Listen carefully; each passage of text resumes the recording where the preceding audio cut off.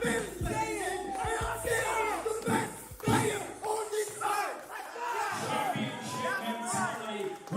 Showing up, but thank you one more time, everybody. We will leave you there. We will see you next time whenever ESFL Live 2 happens. Thank you for watching. Have a good night.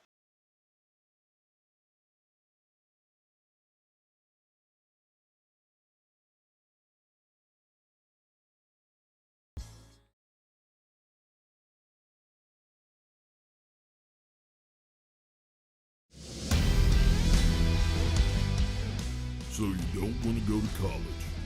Are friends and family throwing words at you like job security and financial stability? What if I told you there was a career where they'll pay to train you? You'd be able to afford the things you want. There's a position open right now in every major city in the country. You don't need a college degree to take the right step toward a lifelong career. Make your move. Make your mark.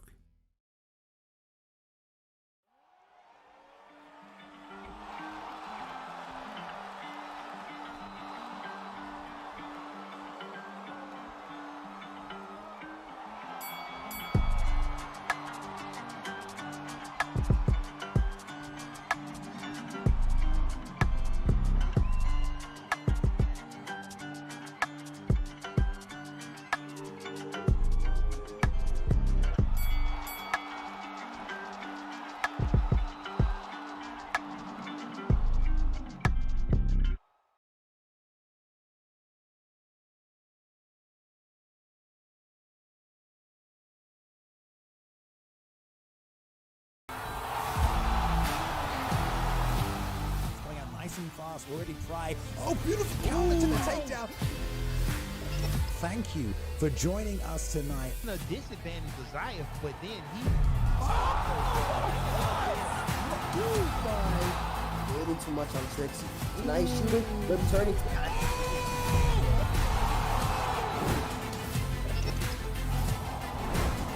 Watching my Twitch, watching on YouTube, watching from around the world tonight. I know the UFC isn't on right now, but guess what? The virtual octagon is here.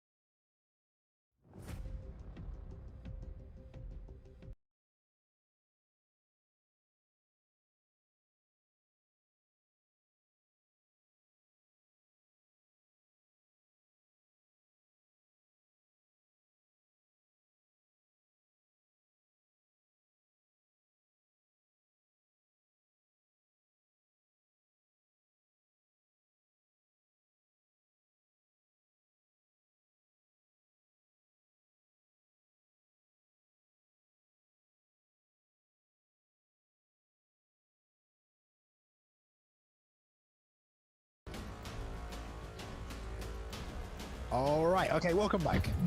Welcome back, everybody. Okay, right, let's start week 10 properly now. Sorry about that slight technical difficulty. I think that may be the first one we've had all season, which I think is better than anything, but we are back. It is Sunday. We are live once more. The ESFL, the Esports Fight League, 5th week this time around for the PlayStation guys. We have 4 matchups for you tonight, 8 teams still to play for to get in that top 4 and win the grand prize at the end of the season. So welcome to week 5. My name is Bailey, and thank you for joining us.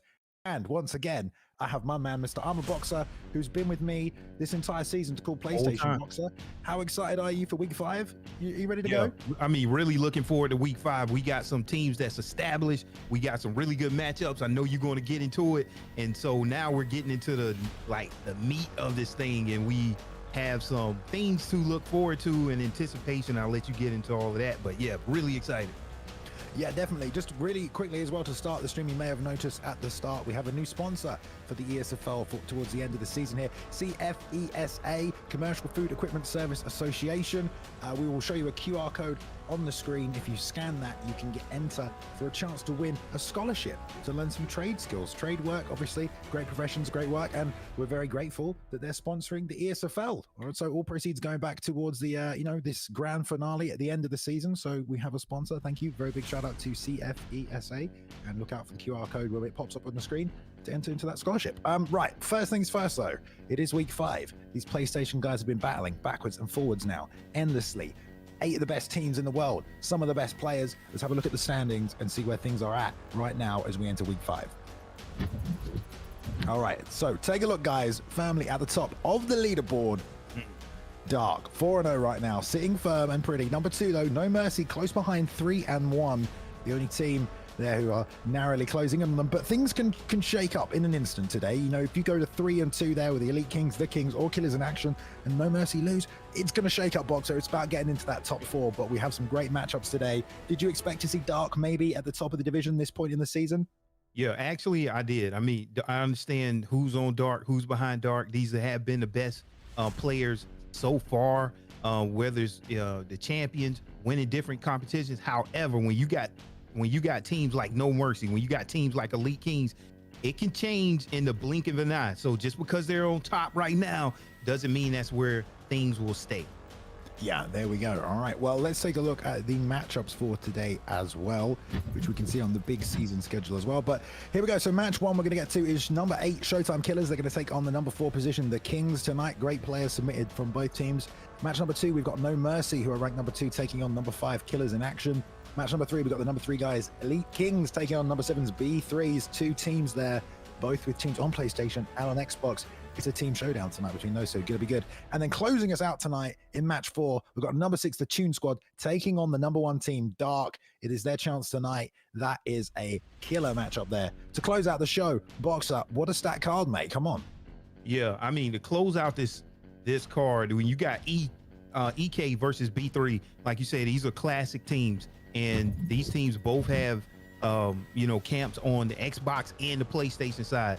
I mean, these are just the elite of the elite in terms of fight camps. But when you want to talk about one of my favorite matchups, Toon Squad versus Dark, I mean, these to me are essentially when Toon Squad brings Prioxis, when they bring Ozzy Kid, like, I mean, they could give, this could be Dark's first loss potentially from everybody that I've seen them fight so far. Even though Toon Squad is only 1-3, they still could bring a lot of pressure on Dark. So looking forward to that. Yeah, definitely. I think Tune Squad, they've got Prioxis representing tonight as well. You'll get to see the individual matchups later, but yeah, Dark Horses coming in could give them some problems tonight. Interesting matchups across the board, so we'll see how things shake out. But the first matchup tonight, let's get into it, Boxer. All right, let's go. Week 5, we're ready to go. It's going to be the Showtime Killers taking on the Kings. Let's have a look one more time at the players they locked in today. Number 1 here, it will be first. So it looks like the Kings won the coin toss. So STK opting to choose a weight class first in the matchup for MMA Genius taking on Kenchi, and then we've got Storm taking on Stealth Ninja, and Daniel the Freeman back once again to close things out against KIAW. Boxer, it should be a good fight. Let's go straight to it then. At flyweight, MMA Genius, aka Elite King, taking on Keninchi. Actually, I think it's the other way around. I believe the red corner there, Do Bronx MMA, that's MMA Genius, and on the other side, we've got Elite King, aka Kenichi. Okay. MMA Genius, like we said, he defeated Mezzarine in week 2, lost to Ozzy Kid in week 4, and Romero in week 6. So Genius is looking forward to getting on a win streak here. He has great combos, great counters, slick on the ground, and he's fighting Keninchi. Is that the proper way? I think it's Keninchi. I think we're gonna have to go with Keninchi unless we get corrected, Boxer. Okay, yeah. So this is a season 4 debut. Right now we're looking at Brandon Moreno versus Triple C. Should be a great matchup. I like Keninchi coming out with this Triple C pickup because Triple C can get it done both on the feet and on the ground, as he has great groundwork. But you got to watch out for that speed. You got to watch out for that power. Brandon Moreno. So MMA Genius has had a lot of success early. Kind of, got on a 2-fight losing streak, 1-2, in round one. Table set, Bailey, and take it away. Yeah, let's see the debut. So Showtime Killers in the red corner tonight. The Kings going to be wearing the blue gloves for this best of 3 matchup, kicking off week 5 right now. Bronx, aka MMA Genius, like we said before, in the red. So blue gloves there for Kenenchi. And the Kings already trading in the center. No one backing up, taking position. Long combos coming out there from Kenenchi using Cejudo. Fairly even on the feet, these two, I feel. Obviously, the top game, the ground and pound stat you have on Cejudo. Let's see if it makes a difference. We've got southpaw pressure by Bronx and the double leg. So MMA Genius on top already, Boxer. Yeah, MMA Genius doing a good job to get Kenenchi on the back foot and making him feel that pressure. Now he's on top, he's getting control time, and now he's getting ready to rain down some punches from ground and pound. So right now, I think MMA Genius is right where he wants to be, Bailey. Yeah, Genius taking his time right here as well. It wasn't like, overexerting himself from that half guard post drop, couple of shots. Even now, no rushing on the fakes here. Ken just laying a few shots from the bottom. No fakes from either man, really. There's the full guard fake, but no continuation into it. Maybe just trying to make a read, not wanting to make a mistake. There's a nice deny on the same side fake that came through. One pump pass, and then the opposite side. Step over to half guard right there. Nice work from Genius. Slow pressure, but straight back to full guard. So, yeah, Kenshi still able to keep himself relatively out of danger here. And even there, blocking a lot of the damage here, Boxer. Yeah, I like what I'm seeing so far, because surprisingly, when you talk about Brandon Moreno, his top control is actually a 94 against Triple C's Cejudo's bottom control of only a 90. Surprised to see that. So this is exactly where MMA Genius wants to be. And like you said, Bailey, you're staying safe right here. This is the season debut for Kenenchi. You don't know what they have to bring in, to the octagon. So at this point, this is the safest position for you. And he's raining down some huge shots, Bailey. Yeah, big shots there from full mount. Yeah, like you said, Genius, obviously the veteran here at the ESFL, got a couple of fights in, especially this season as well. So if you don't know anything about a guy, why not test the ground game immediately? He's done that, got a bit overexerted on the ground and pound there, gets the get up, does Elite King, back to the feet, but still took a fair bit of damage on that head health and that block. There's a trade here in the center, these long combinations again. But again, Genius pressuring, definitely got the better of this round so far. Yeah, so far he got the better of this round, but Kenenchi did a good job to evade that straight shot on the ground to get it back to the feet. But now, since things didn't work out on the ground, what are you going to do to turn the tides when you had this back on the feet? Nice head kick. That's one way to do it. But Bailey, he has to watch his stamina. Kenenchi stamina right now is a little bit lower than what you want in the first round, but maybe the first round jitters will be over, as it looks like he's going to survive it. Let's see what he does in round 2.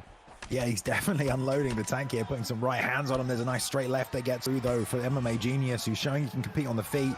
Gone southpaw for the majority of that round. The kick coming in at the end, along with a little bit of lag. But yeah, I think most people would agree MMA Genius takes the first round right there. Not too much damage inflicted on either side. But when you're talking about a best of 3 boxer, you want to get that first round of the best of the 3 out of the way nice and quickly, nice and easy, maybe no big risks. And MMA Genius wants to get a point on the board for his team.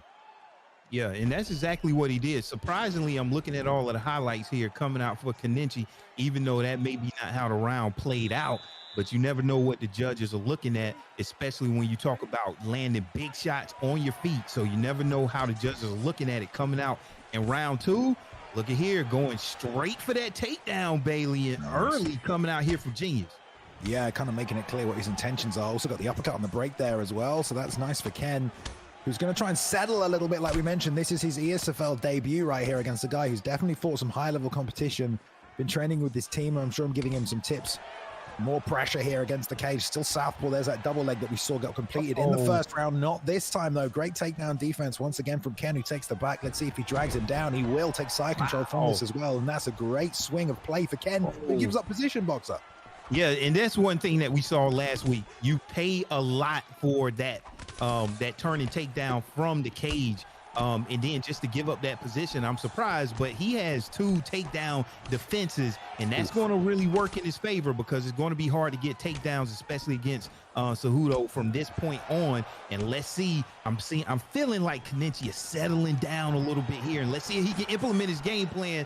I really like his basic maneuvers right there, Bailey. He's looking like he's getting a little more comfortable. Yeah, but he's trading a little bit now as well, and that left hand is landing over and over again. There's some nice shots there on the clinch, but the swim through Let's see if the knees follow. They do, and the uppercut up the middle, that will land flush as well. More pressure from Genius. No more shots this round, but misses on the clinch. Ken unable to retake the position there, but that stamina slowly trickling away. Halfway point of the fight right now, just above half stamina, but another takedown defense that's going to help even things. Tries to get the trip, doesn't get it. Managing to keep the fight on the feet box of this round.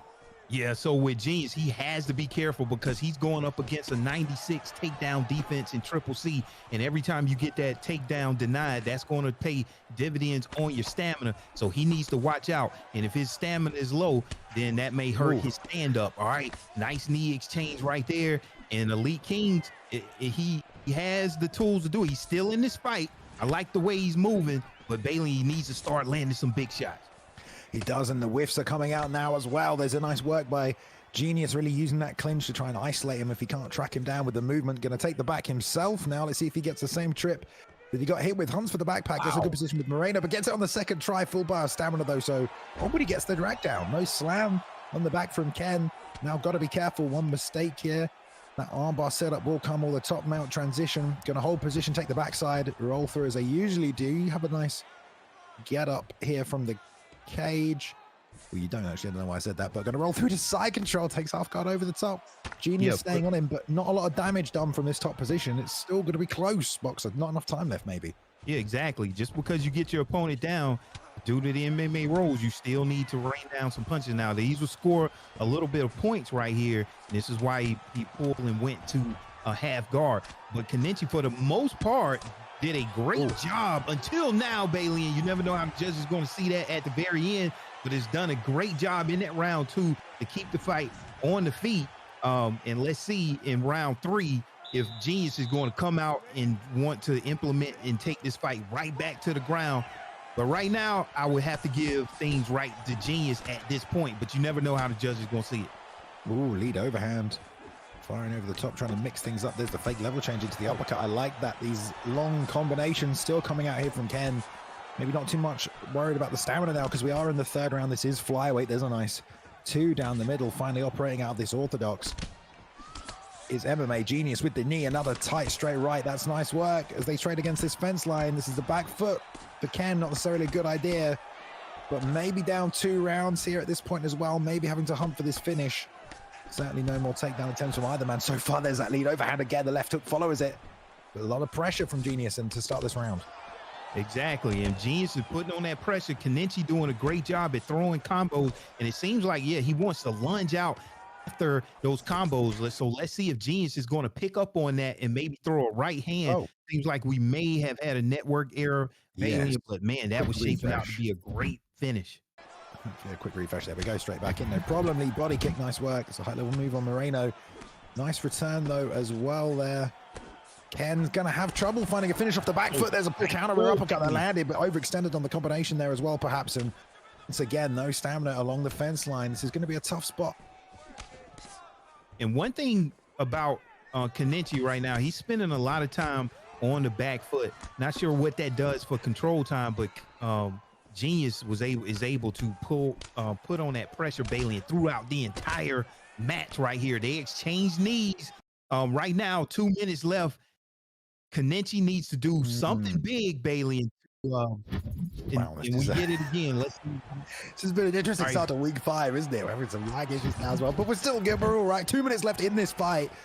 Potentially now, Genius trying to get that double leg against the cage, doesn't get it. Ken frames off. Back here again. We're going to keep refreshing every time it comes up, guys. Don't worry, we'll get this fight done. A minute 30 left between these two. There's a check on the outside. Nice right hook to the body from Ken off the back foot. He's been letting these big shots go. 2 into the lead overhand now as well. And Genius taking his time, not wanting to trade on his way in, but the stamina is so low. You think Genius might be able to take advantage of it. Unfortunately, can't see it. Can't even hunt for that uppercut now off the back foot. But do you think Genius has this in the bag? I do think Genius has this in the bag, barring nothing huge happens in the next 50 seconds. And you mentioned stamina. Moreno does have a slight stamina advantage of 97 to Triple C's 95. He's utilizing it very well because right off the bat from round 1, we looked at that stamina, and for whatever reason, you know, volume, Triple C and Kenichi has just blown through that stamina. And look at here, Bailey pouring on some big damage right here. This is a nice fight, Bailey, and these guys outdoing each other in first rock. Bailey, can he get a knockdown? Man, trading towards the end there.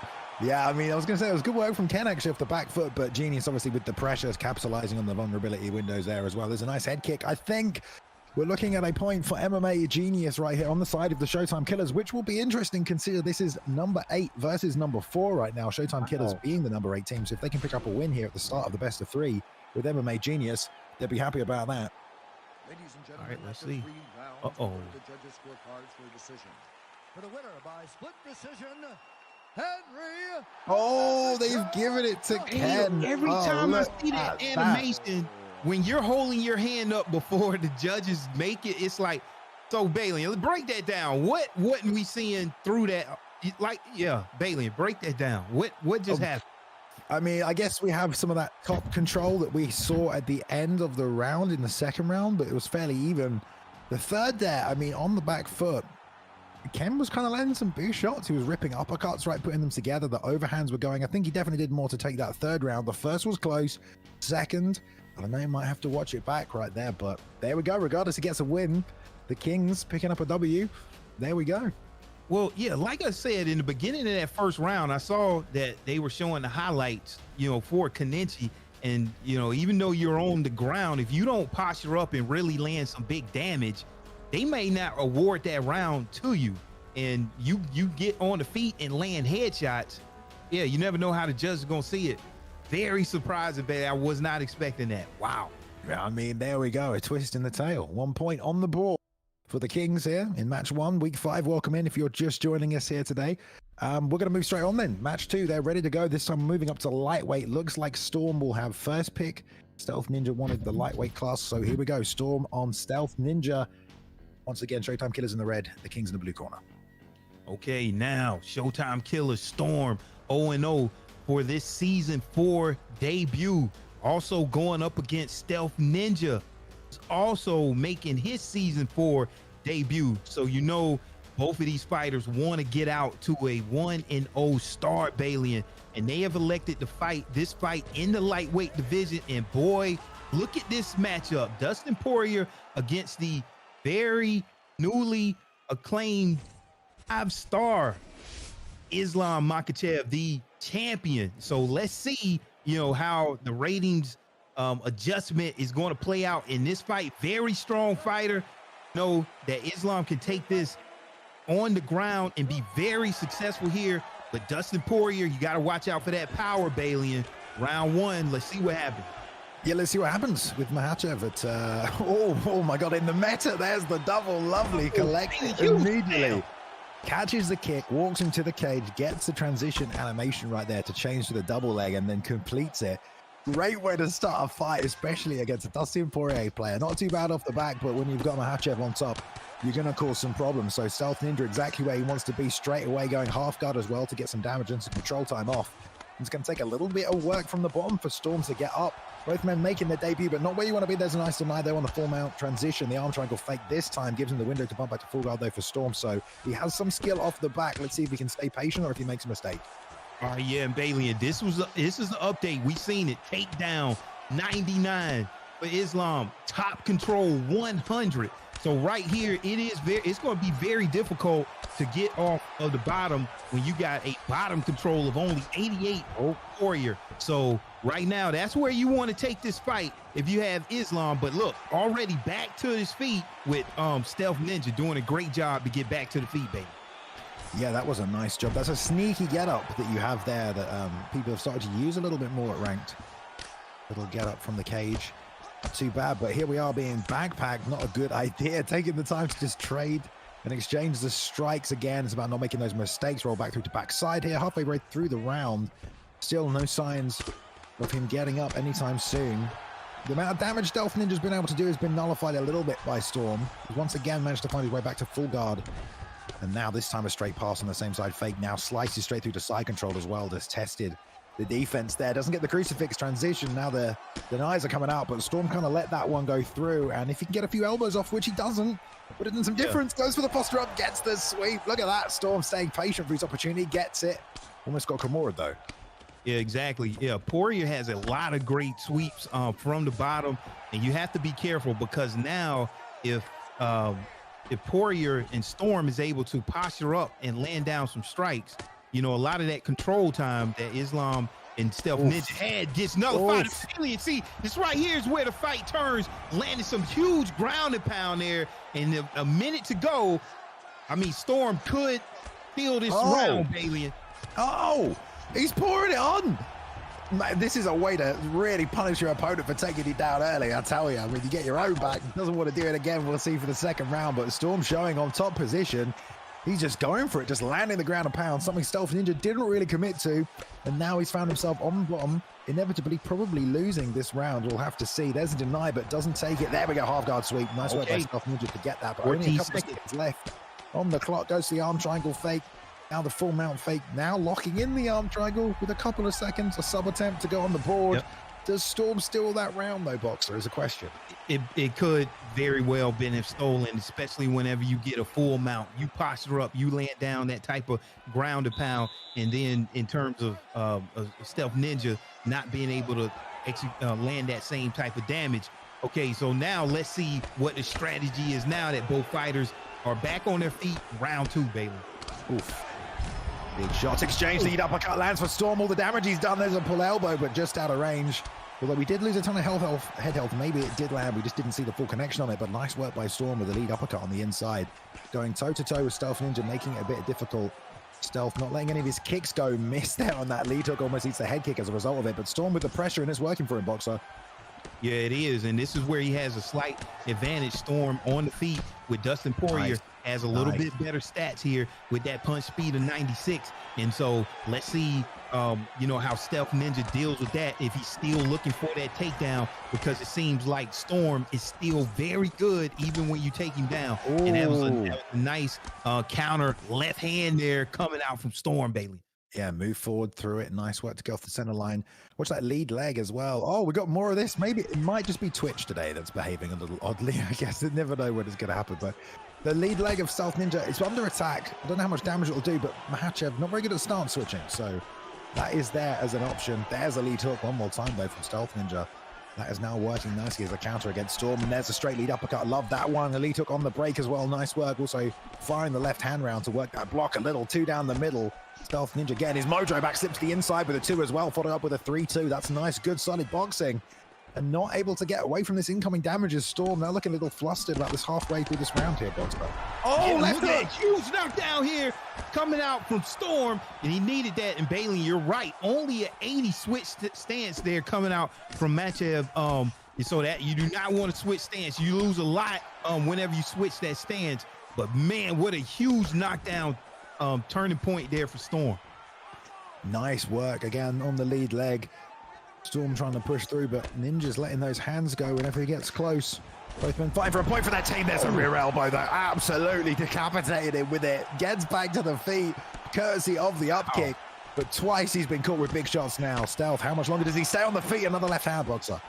Yeah, man, what a huge knockdown here. And I see that Stealth Ninja's giving it all he has, but man, he really has to watch out whenever Storm moves that head with Dustin Poirier. I mean, he is coming with some bombs. And look, Bailey, that was a nice setup right there to end with the uppercut. Returns and gets a knockdown of his own. Still has 43 seconds to work, Bailey. He's got to move his head. Now, can he not only steal the round, Bailey, but could this be it? Oh, wow, my Bailey. God. That's action right here. Just one uppercut, dude, and he just put a beating on him. He threw a 3-punch combination, and the uppercut he threw as Storm ducked, which put him in more danger. Then another 3-piece combination. He just couldn't get the head out of the way, so we got dropped again. Just a case of right there of, you know, Storm not able to slip, and Stealth Ninja throwing the right shots at the right time, taking full advantage and doing all that damage, Boxer, going into the third round. Yeah, a lot of times people are looking to end that combo with a head kick, and so your opponent wants to duck. However, if you throw a combination and you know your opponent wants to counter, you can counter that counter with your counter, which is an uppercut. And that's exactly what we saw that happened, that did a lot of damage to Storm, even though it was blocked, a lot of bleed through damage, and was able to land 2 knockdowns there at the end of that second round. Third round, I have this as a toss-up. It could be anybody's ball game, Balian. Round 3, let's go. Yeah, Stealth Ninja in the blue trying to get one more point for the Kings and just close out this best of 3 already right now. Storm, if he can pull this off, keeps his team in it, it'll be down to the final 2 here. I see the Daniel the Freeman fans showing up in chat, but we'll see if it comes down to that. Storm still pressuring. There's the low single inside tap. Nice play by Stealth Ninja. Let's see how much damage he could do from the top. Don't forget, Storm did sweep him in that first round and unload a bunch of punishment towards the end of it. And there's not too much head health left on Ea guys, so we'll have to see. But we're back to full guard right here. Stealth trying to build some GA, both men with some strikes. Nice deny on the full guard. Let's see what Storm does with it. Just more shots to build some GA, and there's the sweep boxer. Yeah, there it is. You know, Dustin Poirier's full guard. He's very tricky. Has a rubber guard. Has great sweeps. And see, now this is where that takedown works against you because you could not maintain your top position. So that's one thing to look back, no matter what the outcome of this fight, you know, was that the right thing to do when you had some success on the feet? Wow, the head health is just deteriorating on Storm even more. Even though he doesn't seem to be getting hit with too much, but those short shots on the ground are doing something. Not able to do much with this top position though, Storm. You almost took the full mount, but it was denied. Now the Kimura fakes coming out. Here we are again. This time gets the full mount from half guard off the deny. Still able to stop it last time, but he stops the posture up right there. Gets a free pass back to half guard, so he's going to have to start all over again. As the clock's ticking down this third and final round, it might go the way of Storm if he can keep it here with this top pressure. But really, how did the first round go? Who takes a decision if it goes that way? You've got to be trying to open up and do some damage, Boxer. Yeah, right now, yeah, you have to open up, like you said, do some damage. Okay, but if you're Stealth Ninja, you still had a slight advantage, even though you're on the bottom in terms of stats. The 93 bottom control versus the 92 top control of Dustin Poirier. Okay, but all of this control time right here, at some point, especially if it's a tie, is going to go in the way of Storm. But I know Storm, he's been trying to posture up, and right now, put a submission, a safe submission just on the boards. Oh, get some passes. Now you're in full mount, Bailey, and it's looking really good for Storm. Yeah, I was going to say, if he could hold on a little longer, he could do some, get some points on the board. But this time he beats the posture up, no deny. And all the damage coming out, exactly what you need. Way to take advantage, like you said, of that takedown. The Stealth Ninja got nice and early with the single leg, but boom, Storm on top, full mount, able to rain down. Now another deny with 30 seconds left. Going to hit twice and look for the posture, break up the timing. Here comes more shots, but nice slip by Ninja. I don't know, going to be close, but Storm might take this one, Boxer. Yeah, I definitely would think I would have to give it to Storm just because of the control time and the damage that Storm was able to land right here. And look at these combinations here. Just mixing it up, but man, a little bit too late there coming out, from Stealth Ninja. But another fight going to the judges' scorecards, Bailey. You never know how the judges are going to see it.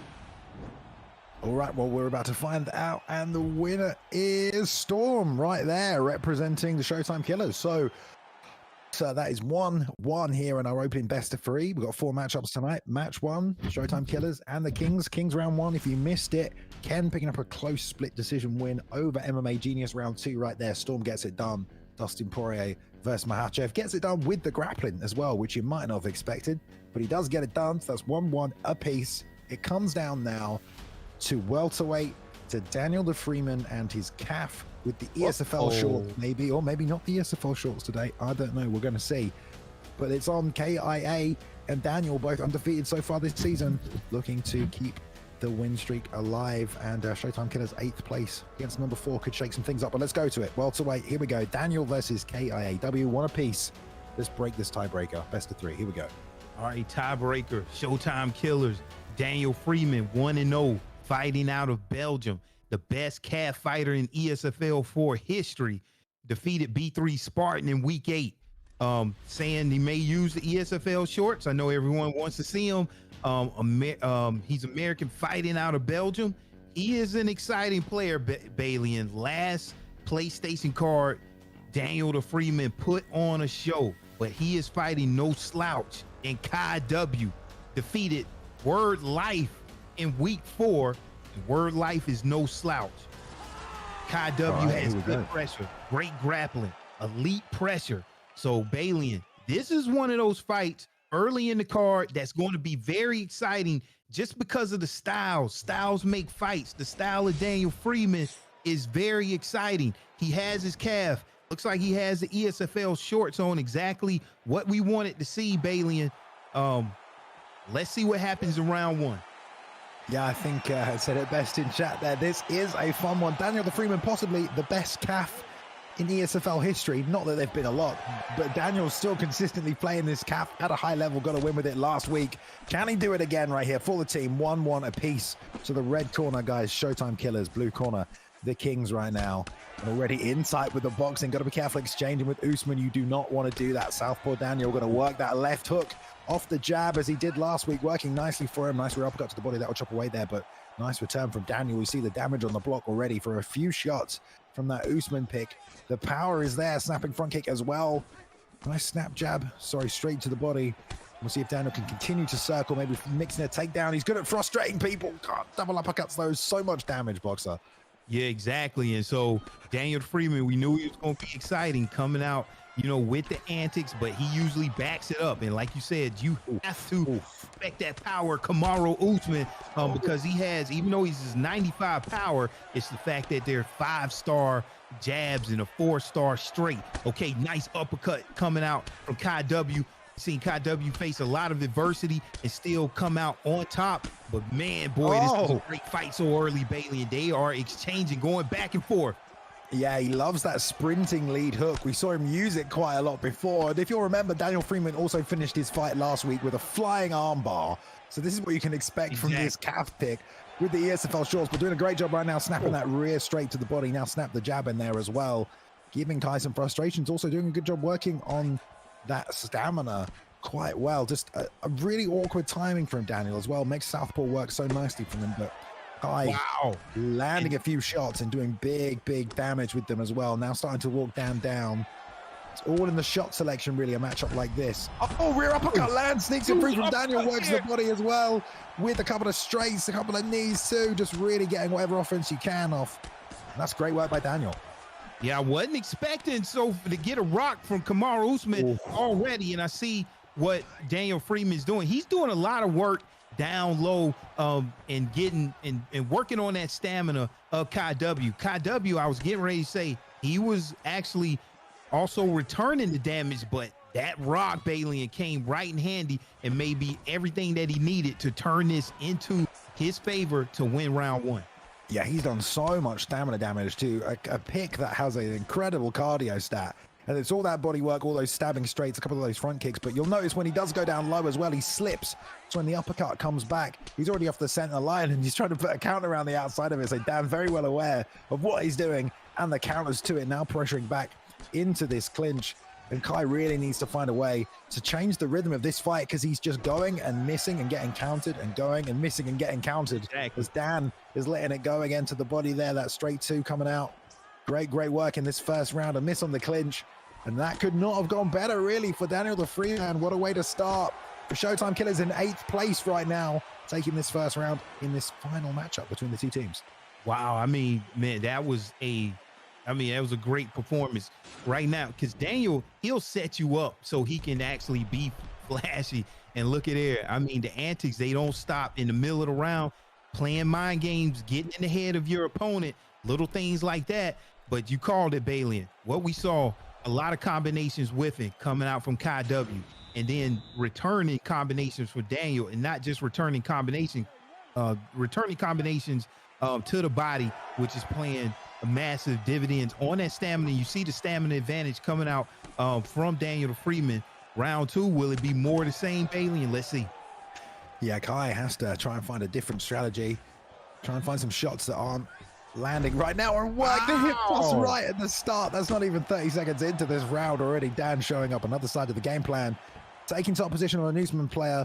Definitely can help you get in the backside posture up now with a few damages over the shot on the block as well. But there's the roll through from Kai. He has taken some head health damage here. The Showtime Killers, 8th place. Daniel the Freeman trying to bring it home right now, get them a well-needed win to get them out of the bottom of the table. Kai's health trickling away as he's getting touched by the jabs in the left hand, trying to slip off the center line. But Freeman's coming forward, peppering him box so he can find a finish.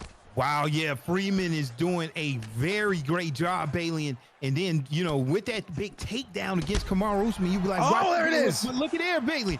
He looks to look at that, man. He's going to show out on you. He's here not just to get a win, Bailey. He's going to put on a performance, and that's exactly what Daniel Freeman is doing right now. And it's 3 minutes to go. KW has a lot of time to survive, Bailey. This is beautiful work from Daniel, just off the lead hand, double jabbing, then jabbing to the body, interrupting the rhythm there, clinching up again. Why not? Whatever Kai doesn't expect is almost coming out at him right now. You can think there's the flying elbow. You knew he was looking for it. Signature, Bailey. Oh, I think he broke. Maybe he knew he wasn't going to get it. But in full guard, he can start that armbar up again here, but Kai doesn't want any of it. Nice. It's almost a signature at this point. Seen it 2 weeks in a row. It's exciting just to see it, even though it hadn't got pulled off. But you never know what's the story. Nice. Look, this is where he comes to does his damage right here. Nice uppercut. Changing uppercuts. KW did enough just to survive, but Daniel Freeman coming back, Bailey, and this could be all she wrote. I don't see this coming out of the second round. Man, Bailey. Kai has no health left on anything. There it is, the slip uppercut. He was looking for it all fight. For the what? Knockout Bailey. Oh my goodness. Again, in impressive fashion against the best players in the world. Daniel Freeman getting it done again, Bailey. Wow. I mean, dude, again, look, it just goes to show like how much better are Usman's stats compared to those calves, you know, like a lot. That's a 5-star pick there against a 4-star, but it didn't matter. There was the strategy, the game plan, the shot selection, and the ability just to read read his opponent. He got the knockout by slipping the uppercut off the back foot, dropping that lead hook over the top. He knew that uppercut was coming the whole fight because he was aiming to the body, had that killer shot ready to go as well. So excellent strategy by Daniel Freeman, clinched him up. That double body shot to the clinch, and then the uppercut he hit him with as well, with the rock sequence at the end. Excellent stuff from Daniel Freeman. Made himself some more fans in the chat right now. That guy is action, one to watch every week. Let me tell you, 2-0 right now, and resurrecting the Showtime Killers in this leaderboard. They were number 8. I don't know if they'll be number 8 by the end of tonight, Boxer, but that's a well-deserved and well-needed win for that team.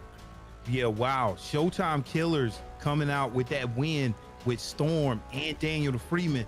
Like you said, 1-3, beating the 2-2.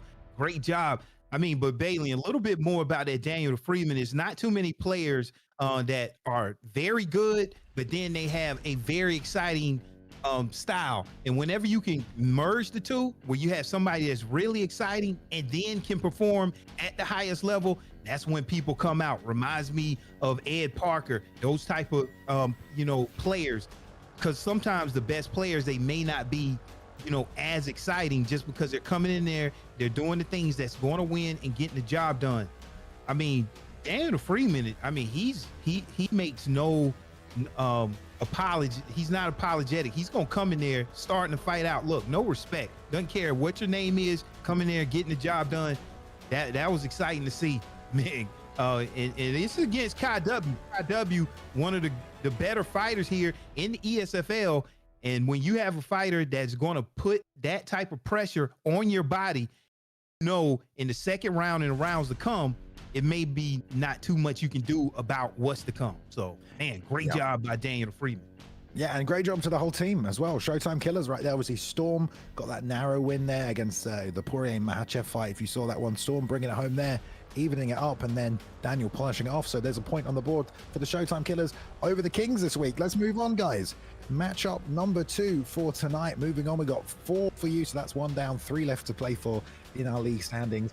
Week 5 in PlayStation, but here we go. It's time for number 2 ranked No Mercy taking on the Killers in action right here. Here is the lineup for you to feast your eyes upon. We've got No Mercy's Mesrine taking on Ben, both 0-1 so far, looking to bounce back. Then we've got No Mercy's Proxer taking on Humbled Inc., also both 0-1 so far in this little, shake 'em up league team format we've had this season. And then Smudger, 3-1 right now, competed every week so far for his team. This is the 5th week. So Smudger, one of the only players to actually fight every single week representing his team. He's back 3-1, and he's taking on Ned. So both teams fielding some new guys, some of the maybe they're not the most well-known players, but it should be a good matchup. Killers in action have looked good, and they can definitely sneak a surprise upset here over the number 2 ranked team.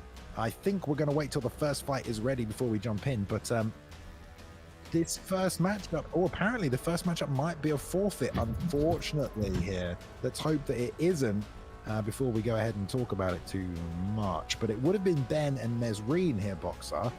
Yeah. Let's listen here. Okay, so the fight is forfeited. Okay. There we go. Which team is it forfeited for? We're going to find out.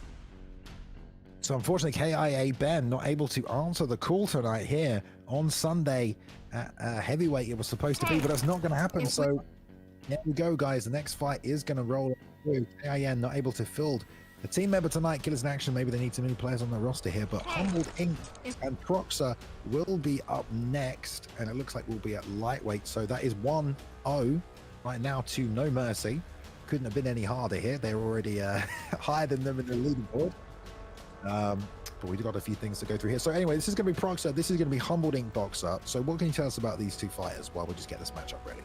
Yeah, I mean, so the next matchup, even though we kind of didn't get that heavyweight matchup, that's fine. We're going to move into this lightweight division. And so we got Proxer, Humbled Inc. And they fought some of the best fighters out there. Well-balanced fighter with Proxer fighting against a head kick specialist in Humbled Inc. So we're going to be looking forward to this fight. Never know how it's going to go. So with Proxer, like we said, he's a well-balanced fighter, good grappling, and very good mechanics. So, we've seen Proxer even perform very well against Papa Doc. He lost to Papa Doc in week 4. And I mean, who doesn't lose a Papa Doc? But whenever you're able to perform on that level, I wanted to see how Proxer then comes and performs against somebody like Humbled Inc. Now, in this lightweight division, when you talk about Conor McGregor, you talk about Dustin Poirier, we see this kind of meta matchup a lot. This is where you're going to have versus that power Balian. So this is going to be an exciting fight right here. Yeah, so here we go. Lightweight, they're ready to go. So yeah, officially, No Mercy 1-0 right now over the KIA team. So Proxer, No Mercy, that's in the red corner, blue corner for KIA right here. So looks like first pick went to Humbled Inc. and he went to lock in Poirier here, which is kind of interesting. So Proxer picking the weight class of lightweight, but no one taking McGregor. We have seen some McGregor players get defeated recently, though. There's definitely kryptonites, ways around it. We know how good Poirier is across the board consistently. Days in the fight, already got a win up here tonight as well. So here we go. They locked him in. Humble Inc. going Poirier. Proxer with Conor McGregor. 1-0 already for No Mercy. Yeah, you always have to watch out with this power, Dustin Poirier, but Balian, when with Humbled Inc., like the head kick specialist, I want to see how he uses Poirier. We've seen how Poirier is with his feet, hands, but let's see how Humbled Inc. is going to use Poirier with his feet here, touching him up, showing signs of respect. Round 1, take it away. Here we go. Proxer for No Mercy in the red gloves and Conor McGregor, Humbled Inc. for KIA in the blue, Dustin Poirier. Here we go. So it's a must-win situation right here for Humble with the Poirier pick, already shooting that single leg. Nice defense, so nice and patient against the cage. Won't cost him too much early. Nice knee as well. Look at the stamina loss, though, from Proxer just from that. That is crazy, Boxer. Yeah, exactly. That's one thing. If you grapple Conor McGregor, even if you're not successful, you're going to see that stamina go down. And I saw that long-term stamina even take another hit whenever you miss that combination. So with Conor McGregor, I mean, if you're not utilizing that fast hands when you're in tight, then you could be in trouble. So I like what I'm seeing from Humbled Inc. So far, Bailey. Yeah, nice sidestep as well. He knows he's got to bait out the flurry. Just a case of not taking too much damage too early against a Conor player. Proxer circling back out to the middle now, working that lead hand nicely, mixing up the timing and piercing through a ton of damage right there. That was nice work from Proxer. Letting those hands go, misses that kick for the second time. Lovely counter there with the lead hook behind it, double knees from the clinch, and the uppercut and the break, returns to the body too. And all that work Humble did there with the stamina. Going to go out the window. Proxer gets some early damage off right there.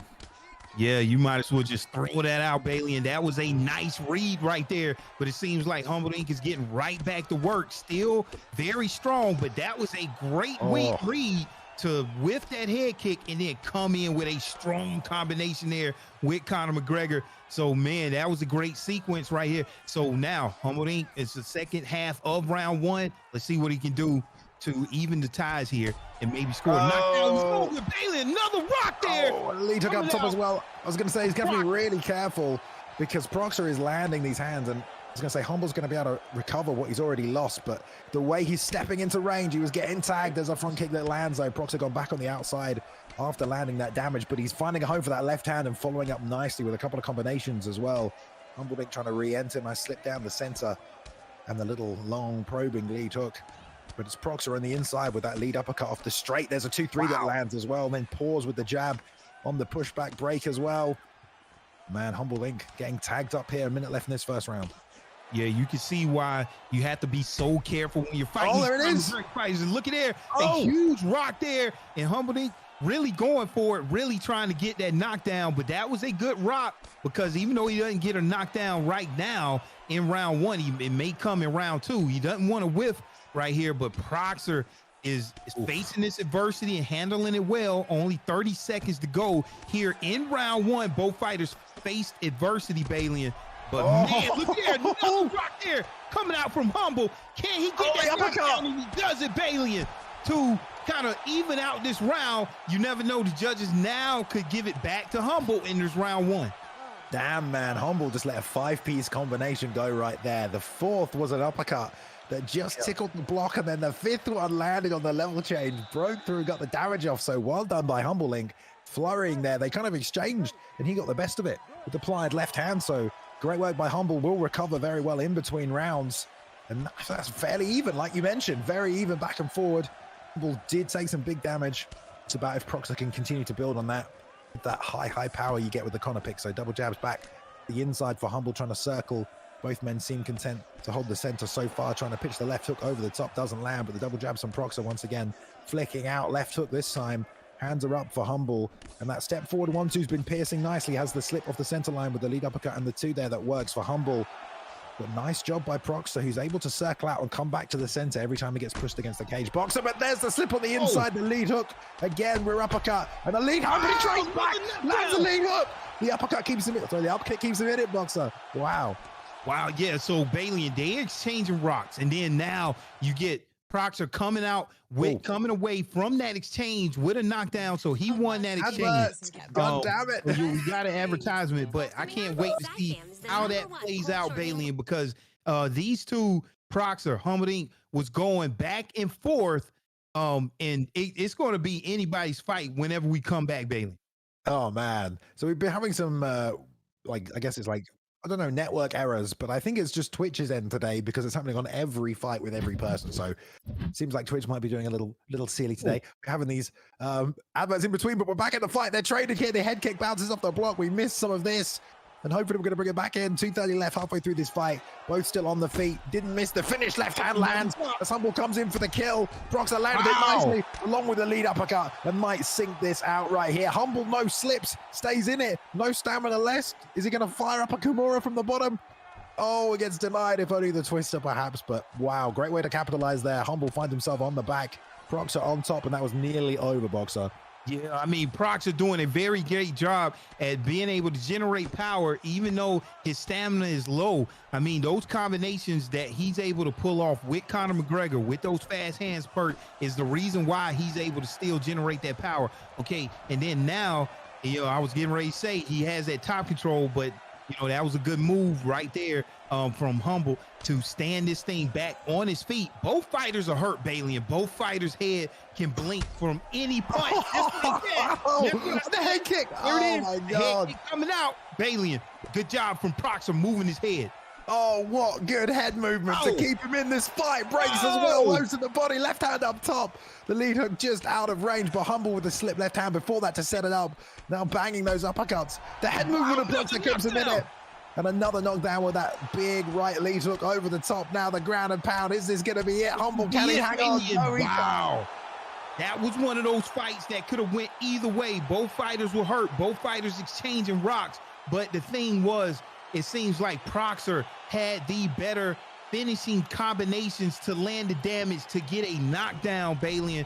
And that's what you got to really be good at, is when you get your fighter hurt, do you have the block breaks in your back pocket to confuse your opponent and get the knockdowns? But that's why you don't want to be exchanging in tight with Conor McGregor with that fast hands perk. A very great job from Proxer to get it done. Man, very, very close fight right there. And I love the finishing sequence. It was like a step jab to realign in the center. Then he went 2 and then put the lead hook on the end of it. So it was a nice little jab to the body, 2 lead hook. Lovely finishing sequence. Put him down with the lead hand.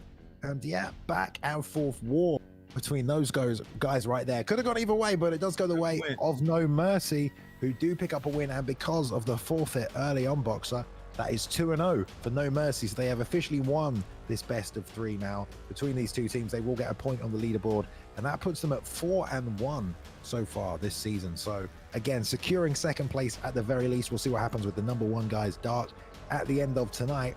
And they might pick up a clean sweep here if they can get one more win. There's one more matchup here between No Mercy and KIA. We will play the 3 of the best of the 3. So we're going to go once again, and it's Smudger taking on Ned at welterweight, Boxer. Okay, so for this fight here at the welterweight division, you got No Mercy Smudger coming in at 3-1, fighting out of England. Beat Kales week 2. He beat Spartan week 6. He beat Cryptic week 8. Only lost the Dark Goat in week. So Smudger's beating the who's who, but he's fighting Ned, who's also had a win, but he has 2 losses fighting out of England. Defeated Gavin in week 6, but he lost to Papa Doc. He lost it via decision. So he took Papa Doc the whole way, and Dabikin in week 4. So he has those 2 losses. So both of these fighters right now are very, very talented. It could go either way, but man, Smudger's coming off of a just litany of wins here. Jorge Masvidal, you know, is very strong. I like his striking and I like his kicks. But yeah, Kamaru Usman, you want to stay off the ground. Both fighters showing respect. We know the power that Kamaru Usman has in his hand. Balian, round 1, what do we got? Here we go. Well, yeah, Smudger. So Smudger's in the red right now, representing No Mercy. They are 2-0. And Smudger, you mentioned his record. He has more wins than anyone else this season right here. So 3 wins, more wins than anyone else on both consoles. But he's getting tagged early. We say that. Ned putting the hands together nicely there with this Usman pick, using the range and the reach to his advantage here. But yeah, No Mercy, they could definitely do with a 3-0 clean sweep if Smudger can get this win. And that will help them on the leaderboard, matched up against Dark, depending on how things shake out. But we'll have to see. Already the pressure. There's a chopping body shot right there, just landing with so much more conviction than the return fire. And you mentioned the kicks of Masvidal. We know they're good. 2-3 on the inside. Tried to double back up on it. Nice stiff too, though. Interrupts the combination.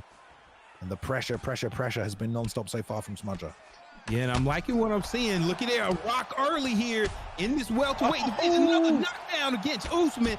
I like what I saw early coming out from Smudger. He's already worked that stamina there with that huge knockdown. Another rock Balian. Jesus. Power from Usman can come out at any time, getting a rock of himself, baby. Oh my God, he just threw non-stop. That's crazy, dude. He couldn't get his head out of the way, but there Slips takes the back. I don't know if he'll go straight back to the feet. He wants to. Can't take advantage of that, but yeah, just wasted no time. Did Ned just absolutely threw 6 punches. Smudger was backing up, couldn't get away from him, couldn't stiff arm out, just walked back, trying to move his head, but he rocks him one more time. These guys chose violence this morning, wasting no time on this one. Ned getting hit, trying to fire back with that pull counter elbow that saved him from the first onslaught that Smudger put on him. But what a Rock'em Sock'em Robot fight already. Yeah, exactly. I mean, these fighters are going back. It's just when you had Ned dead to rights, all of a sudden lands an elbow, gets himself back in this fight, scores a knockdown of his own. You really have to. Masvidal is one of those fighters. I mean, look there, another knockdown, Balian. I mean, just the timing, the speed and the animations of Masvidal really feels good in this game. I always thought Masvidal was one of the more dangerous strikers right here, and it's proven. Look at there. I mean, Smudger's doing a great job so far with Masvidal. He is on the cover of the game, lest we not forget. He's got this beautiful 2-3, this straight lead hook that's working for him so nicely on the inside as Smudger. No slips really have been coming out on the other side from Ned. If he can slip to the outside and fire that straight, he can probably slow down this pressure from Smudger, but he's not been able to. He's just waiting for that opportunity for that pull counter perhaps as well. So much damage from Smudger early. 30 seconds left in this first round. There's a straight lead uppercut this time. No 3 behind it. Gonna get some ground and pound. Might finish it, but nice slip to get out. 20 seconds left. Good job by Smudger. And poor old Ned's taking some damage, Boxer. Yeah, right now, I mean, Smudger is just initiating this. Oh, whoa! Out of nowhere, Balian. What did he get hit with? Just a lead uppercut, I think. Woo! What a Lovely huge finish. knockout from Smudger that just seemed comfortable, even through adversity, Balian, and just getting a walkout lead uppercut. Just lights out, baby. Look at it. Oh, it was a straight. It was a straight. Look at out that. of nowhere. Damn. They Kind of like reverse real life, baby. Yeah, I suppose, I guess, you know, he was throwing the overhand, didn't have much head health left. Obviously, you're vulnerable when throwing the overhand. You're super vulnerable, and the two did land before the overhand did. So there's 8 the overhand, bombed him out with the 2, the uppercut to follow. Tons of damage coming out early, though, from Smudger. Moves to 4-1. So definitely still got the most wins of anybody this season across both consoles. Representing No Mercy hard, and that puts them at 4-1 so far this season. Only loss, I believe, has been to Team Dart. I might be wrong about that. But there we go. No Mercy. Moving back up. Let's say one more quick shout out to our sponsor as well. We have a new sponsor for the ESFL. The remainder of this season, CFESA, Commercial Food Equipment Service Association. There is an opportunity for you guys here, anyone who wants to get involved in some trade work, have a look at some of their courses, maybe not even you, maybe a family member you might think might be interested. You'll see the QR code pop up on the screen during some of the fights. All you need to do is scan it on your phone. You get free entry into the scholarship, or you get free entry into a draw to try and win a scholarship into some of their trade school programs as well. So thank you very much to CFESA for sponsoring the ESFL and supporting us and supporting the company and helping provide towards the pool at the end of the season for the prize for this season. So thank you very much to CFESA. Right, Boxer, that is it. We've had 2 matchups here tonight. It's time to move on. We have 2 more teams ready to compete, and the rest of this card is pretty stacked. We have some heavy hitters on teams. We have some interesting matchups. I love this next one that we're going to go to here. So let's take a look at EK Elite Kings taking on B3 Bang Bangs Bullies right here, Boxer. Now these are 2 of the biggest camps that we have inside the ESFL. B3 and EK both have teams on PlayStation and Xbox competing this season. They qualified on both consoles. That's how good they are. It's narrow between them both. B3 1-3 this season, has some tough matchups. Number 7 in the leaderboard. Number 3 EK right now at 2-2. EK fielding Kratos, Azura's Flame, Camopolia. They'll be going up against Wildlife, Trials, and Host Ninja. Everyone on their teams tonight has already fought this season. It's a great bunch of matchups, and we're kicking things off with an absolute banger. We've got EK Kratos taking on Wildlife. First pick will be on Kratos at flyweight, Boxer. Let them know about these 2. Okay, yeah, all right. Like you said, both of these camps are very well established, but right now in this first fight against the established camps, we got EK Kratos 1-1 fighting out of the USA. Lost to TK Gavin in week 2, defeated Dart K Young Butter in week 8, and Kratos adapts to any situation. He's a Muay Thai fighter, and he's well-rounded.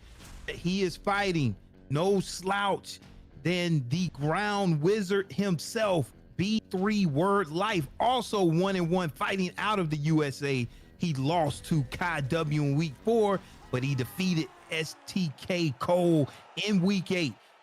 Word Life is a longtime ESFL veteran. Sneaky feints, especially on the ground. And like we said, this is some high-level grappling. Now, this is a matchup that we seen earlier. We got Brandon Moreno. We got Henry Cejudo. And these fighters, they definitely have strengths where the other one has weaknesses. You have to be careful. Brandon Moreno does have a 98 speed, okay? And, you know, he has that bulldog perk, so you got to watch out. His stamina is very good whenever he's moving. Round 1, Bailey, and take it away. Yeah, here we go. So 3rd matchup tonight between 2 teams. EK in the red gloves. All time tonight on B3. They will be in the blue corner. 2 veterans of the game, Kratos, Word Life. Interesting picks across the board here as well. Nice clinch work already from Wildlife, mixing it up, prepared to use the advantages that Cejudo has, but the long reach of Moreno being used very nicely by Kratos, looking to slip off the sand. A nice check with a 2. He's on the inside there with an uppercut as well. Finished off. That'll be nice against a shorter fighter. Kratos just a little out of range there, whiffing. That's going to cost some stamina, but at flyweight, you don't lose too much. You can afford to miss. Sliding back now. The multiple combinations coming out there from Kratos, but nothing much landing right now. Good defensive work from both men, really, Boxer. Yeah, doing a great job. I'm just waiting to see how Word Life goes into his takedown entry.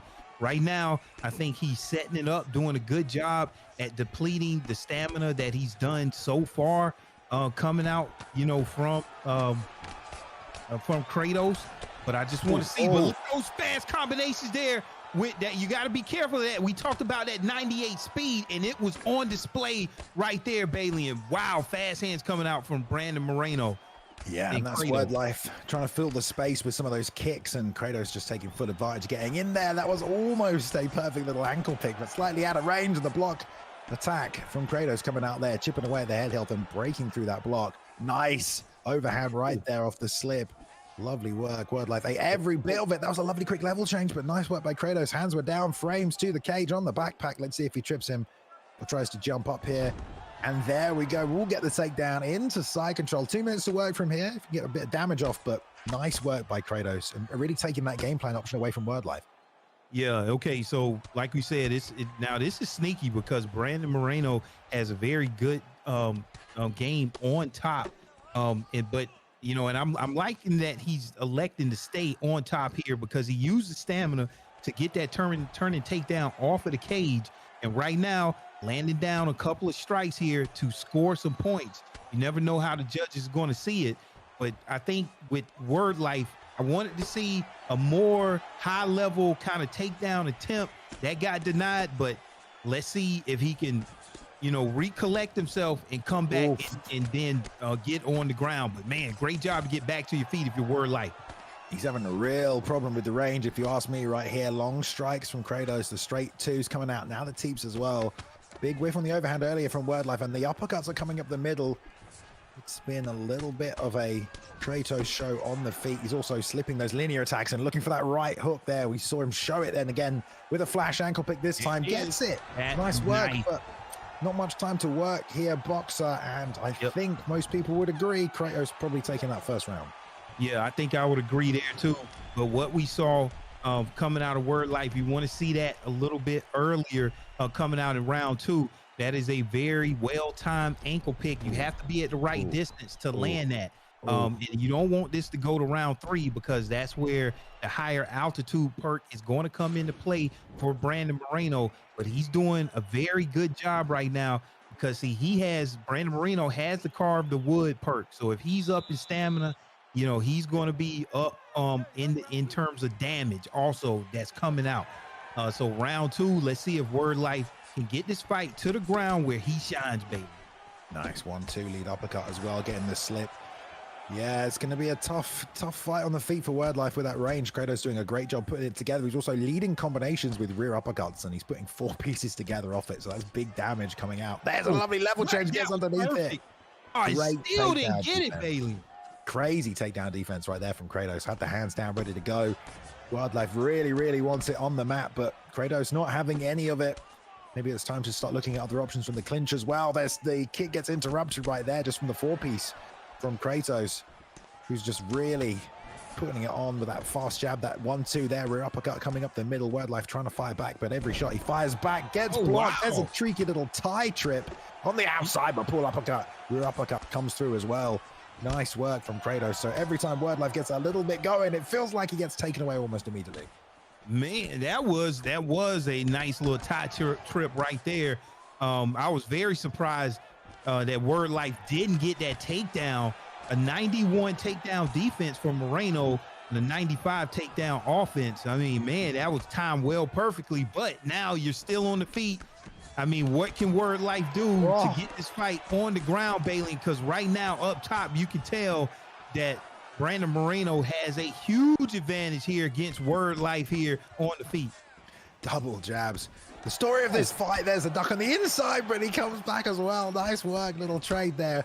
A nice block on the head kick. Somehow Word Life eating it, Bailey. There's the level change, but no, Kratos once again. Takedown defense on point tonight. And the stamina slowly ebbs away. Back to the cage for Word Life. Kratos trying to move in. Shot selection still been good for Word Life, but he led into that right hand. Here comes the flurry again from Kratos. Enough recovery to stay conscious. but it might be a matter of time here, Boxer. Oh, yeah, no. Might be a matter of time. Yeah, he swayed right into that right hand of Brandon Moreno. And right now, I think he should be on the offensive here. I'm looking at the defense here coming out from Kratos. And Kratos is always guarding down low, looking for that takedown. So if you are Word Life, you want to be able to notice that and get some of the damage off. And he's doing a good job. And look at there. Nice read there coming out from Kratos, able to duck the high kick. Both fighters, Bailey, going back and forth here. Still had 55 seconds going round one. You never know what can happen, Bailey. Yeah, they're both making the right reads at the right moment, but then the opponent is making the right defensive read in response. So they're both just so good, like figuring out what to do and what not to do in the situation on the fly. Word Life trying to manage that small stamina that he has. 2-3-2 with a lead uppercut on the end. Still has combos in his pocket. Slips onto the right hand. Nice work there, but the uppercut gets slipped. The right hook almost fired back from Kratos, but Word Life's block comes up just in time. Now going to try to do some damage from the clinch, excuse me. Pulls on the Superman, but there's just too much stamina perhaps in the tank for Kratos, plus recovery going into this third and final round here. Very, very close fight. This is a best of three, guys. Don't forget, EK, B3, two of the biggest camps around. Toe to toe right now, opening round between these two. It's very, very close. Well, and that was the biggest moment of round two whenever Word Life swayed right into that right hand. Both fighters showing a lot of respect because that was a round where you were able to see two of the best fighters showcasing why this game shines. Wherever you can look at your opponent and you playing chess out there. If you do this, then I'm gonna do that, and vice versa right here. So let's see if we see a lot of what happened in round two coming out here in round three. Balian, take it away. Man, Word Life staying in the pocket, looking for that one shot that can swing this fight back in his favor. He might get it. The Asoto Gari. Now, to be fair to him, that was very well timed. I mean, took full advantage of the whip and the kick. Off of the whiff, Balian? Yeah, some people don't like the Asoto Gari. Obviously, a lot of people tend to spam it, but you can't argue with that. That was perfect timing on the Asoto Gari. That's when you should be using it. Get top position. Yeah. Can he win this fight, though, just by winning this round in top position is the question. And there is the deny already. 2 stacks to build the GA into the half guard sweep over the top like it was nothing. Go straight to the sprawl for Word Life, but any advantage he had at the start of this round is gone. And at any moment, Kratos could get back to the feet, and it'll be a problem again from Word Life. Yeah, that was some good high-level, sweeps coming out there from Kratos whenever he ended up getting, the transition block, build his GA, and then right into the sweep. Now he's back to the feet, and this is why these guys are the best in the world in their high-level stuff here. Let's see if Word Life can gather another high-level. Oh, there it is. Better yet, get a rock of his own. And look, he has to be careful because he can't gas out trying to get the knockout here. Kratos is cognizant of it. One wrong move, and that'll be it. But I like the aggressiveness, Balian, because this is what you need if you're going to get a win. Word Life here, Balian, these fighters going back and forth still could be anyone's ball game. It's the fakes from Word Life. He's faking the takedown. He'll fake the closing the distance and step back and then fill the space with counters. He's baiting Kratos into a lot of damage right there, including that rock that he got just by faking. So this is great work by Word Life, bringing Kratos into him and able to capitalize on those small moments of vulnerability. But the jab coming out still from Kratos. 1, 2, 3, level change underneath. One more deny, but he's going to drive through anyway. Has enough stamina, but what can he do with it? He does have a rock this round. Did he pack one away earlier? Double fake, and the stack guard gets denied, and he won't get swept this time. Almost close, but he gets reversed anyway. Great work by Kratos. Yeah, great work by Kratos. Great work by Word Life. I mean, just the transition blocking and the counter movements that I'm seeing on the ground right here. Only 1 minute to go, Bailey, and a rock out of nowhere doing some damage here. That means Word Life, the head health is very low. He's going to have to get up, going to have to survive, but you never know. This could work out for him. 45 seconds, and look at that bleed through head kick right here. Word Life has to move his head. Balian, could this be it? Could he get the finish? I think it might be. Last 30 seconds. There we go. That's all she wrote there from a very tough Word Life there. Just could not hang on to the very end against EK Kratos. Both fighters showing a lot of respect. Great fight, Balian. That was one of the better fights of this evening. Yeah, definitely. Very high level. High level from both guys. Both have made constant adjustments. Both defense as good as offense. Word Life still trying to make it happen right until the very end, finding ways, to swing the momentum back in his favor. try and snatch victory from like a deficit there, because he was beaten up going into that third round. Can't do it. Kratos stayed long with Moreno. Great boxing. Gets it done. That's a win on the board for EK right there over B3. So that's 1-0 right now. I know these next two guys are probably ready already because they want to keep this moving here.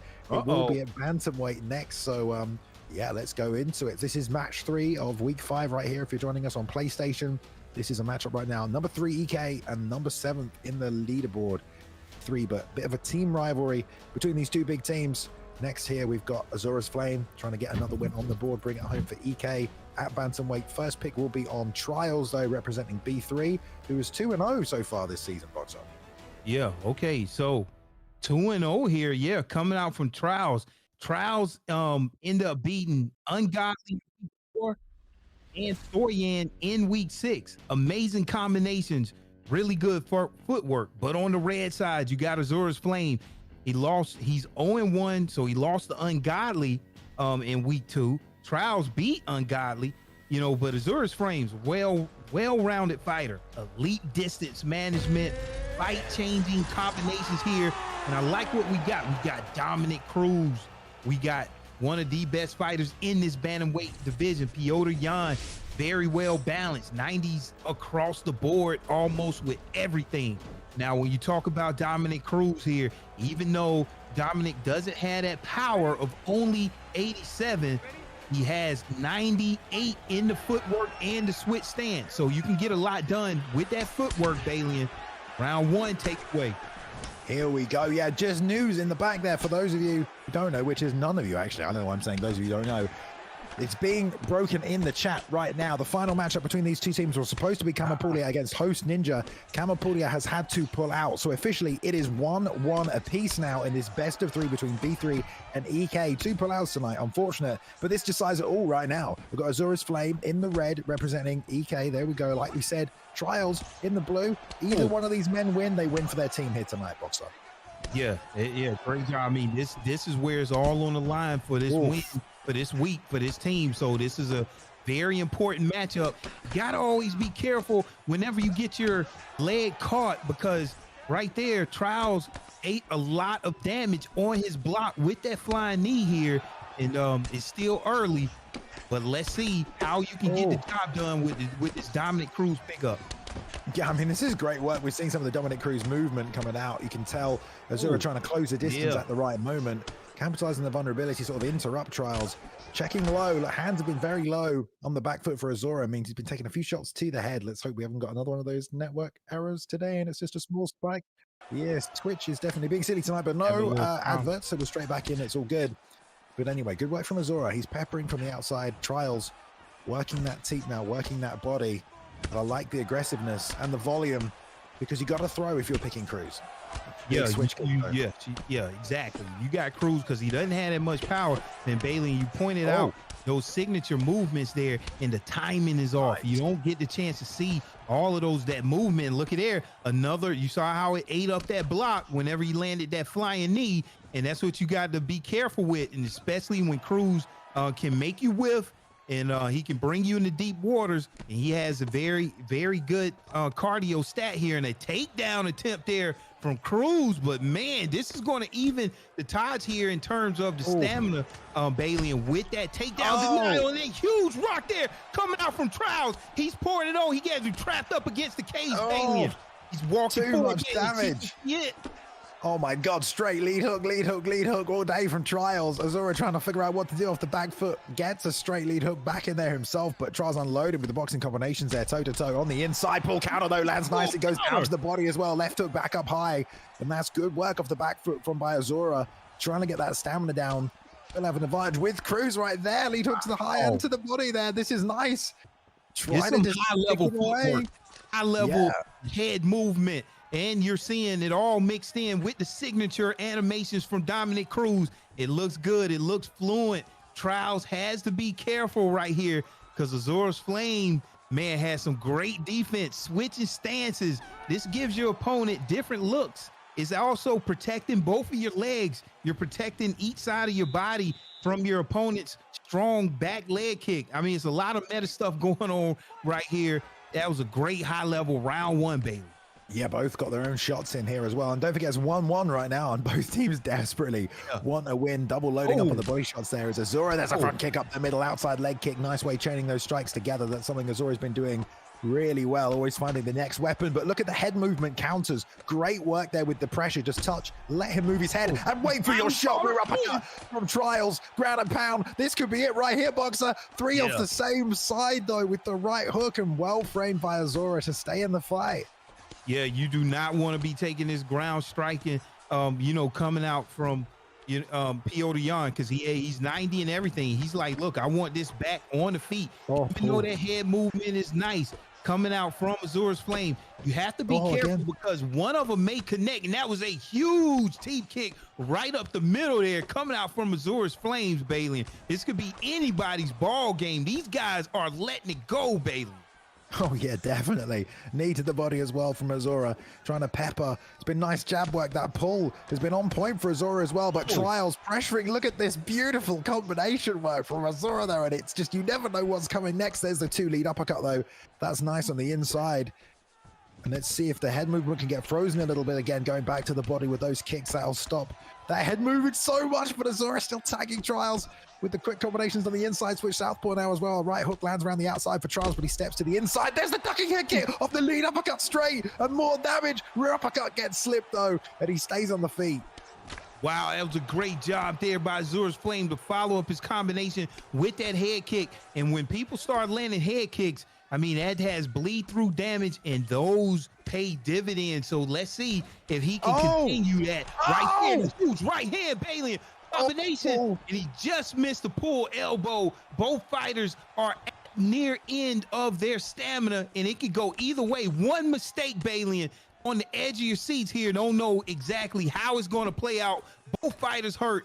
Both fighters facing huge adversity. Oh, God, you know that both teams are cheering their teammates on here as well. EK number 3. Azura's Flame trying to hold on to that right now, but the underdogs, B3, sitting at number 7, Trials, staying in the fight on Jan, has big power, nearly finished him with the ground and pound in the last round, but just unable to find him. Azura so good with the footwork on the outside this time, now catches the body kick. Is there going to be a sweep coming out? Jump knee, gets on the block. Trials trying to exchange on the inside, lead hook to the body, one to the head before that. The head health is so low, Boxer. This could end at any moment. Like you said, there's another lead hook. Yeah, at any moment there. I mean, just one, and the only reason why is they're staying in it because both fighters are very depleted right here. So the power in there, but look at it. Man, Bailey just back and forth right here, and B3 Trials just didn't have enough you know, gas in the tank to pour it on Bailey. I mean, these fighters wanted to take each other out, but just didn't have enough stamina there at the end. Let's see how their stamina recovers, recharges coming into round 3. Do we see a knockout early, or does this go to distance? What a crazy freaking fight we have on our hands right here, ladies and gentlemen. Oh, the Asoto Gari right away. Why not? Look at the stamina difference, though. Paying dividends. Picking Dominic Cruz. I think he has higher altitude as well. Trials in top position. He doesn't need much. He's going to posture up from half guard. He's going to do a fair amount of damage here, but there's been good recovery on both sides, really. Going to buy some time in these early rounds, but by the time the clock hits 2:30, we'll see where we're at. The sprawl, get up there. We're in it. Let's see if Azura's going to go back to the feet. There's the backside transition. Nice work. Going to roll through to full guard. Gets the half guard as they both transition at the same time, but we're straight back here to side control for Trials. He's staying on him, aggressive with the grappling there. Doesn't get the crucifix. Here's an opportunity for Azura. Goes back to half guard. Let's see if he can take full this time. Posture up denied. This is his chance. Denies and going to get the sweep. Great work by Azura. Exactly what I was thinking. Both fighters are pretty even on the ground versus top control. 92 top control, but for you know, Dominic Cruz, and 92 top control there for Piotr Jan. These fighters are very even when it comes down to the ground, so it's going to be very close, Bailey. And you see Azura's Flame gets up, wants to do more damage than just land those body shots. From his position, a huge hand kick there. He needed that. That could separate him, but you still got half the round to go. That head health is blinking right now for Trials. Good one by Trials. There's the 2. Want to get the knockdown, Bailey. He found a home for it right there. That was a forward moving straight as always needed to get the knockdown. That's going to score big, but can he get a finish before then? There's not much stamina. Lovely timing on the double leg, but it's denied late. Staying on the feet with 2 minutes left, pummeling the knees in the clinch. They're going to trade, but the stamina is low. Slip right hand one more time, though. Trials wants this win for B3-7 versus number 2 in the leaderboard. If Trials can pull this off, he'll get some point lead. Look at lands again. A ground and pound. This could be a boxer's second chance to finish. No. Oh, Blake gets a little overzealous.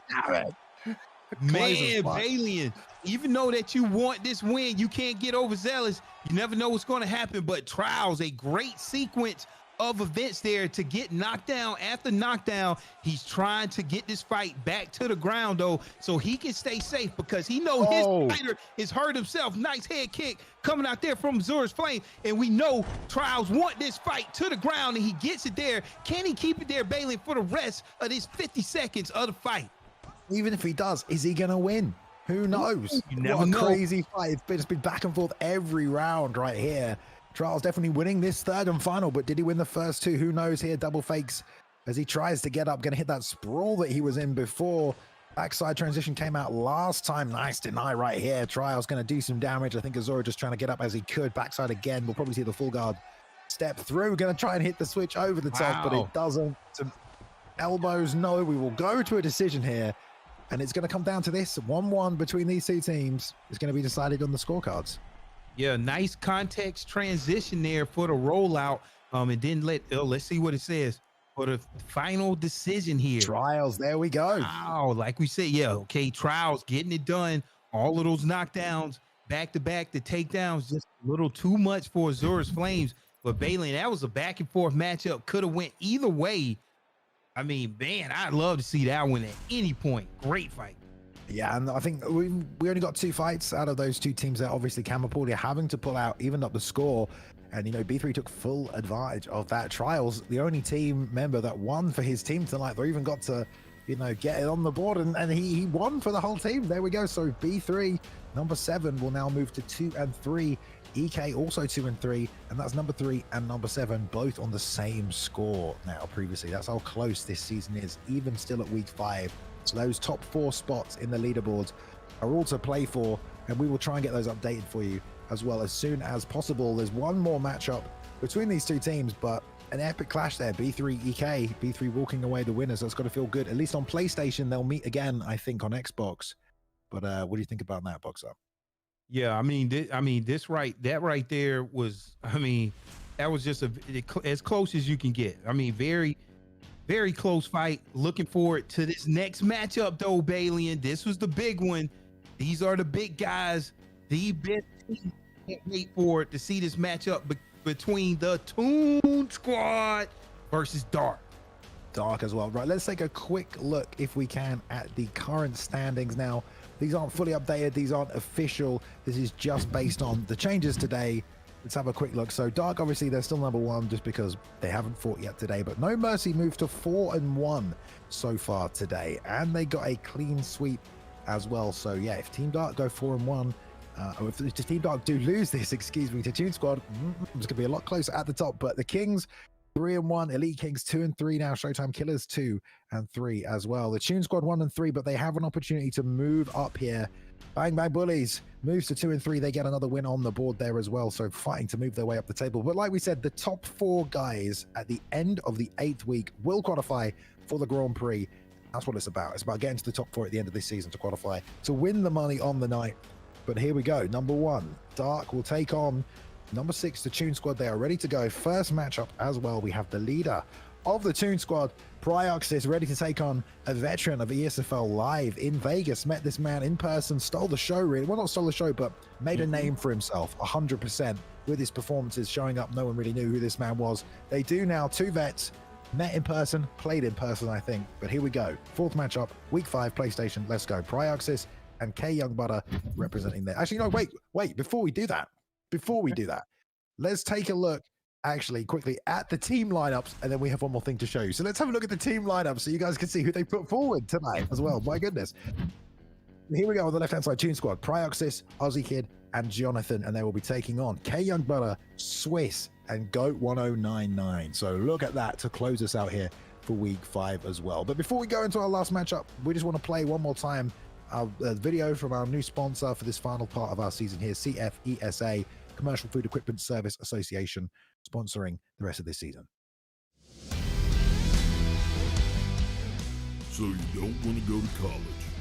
Are friends and family throwing words at you like job security and financial stability? What if I told you there was a career where they'll pay to train you? You'd be able to afford the things you want.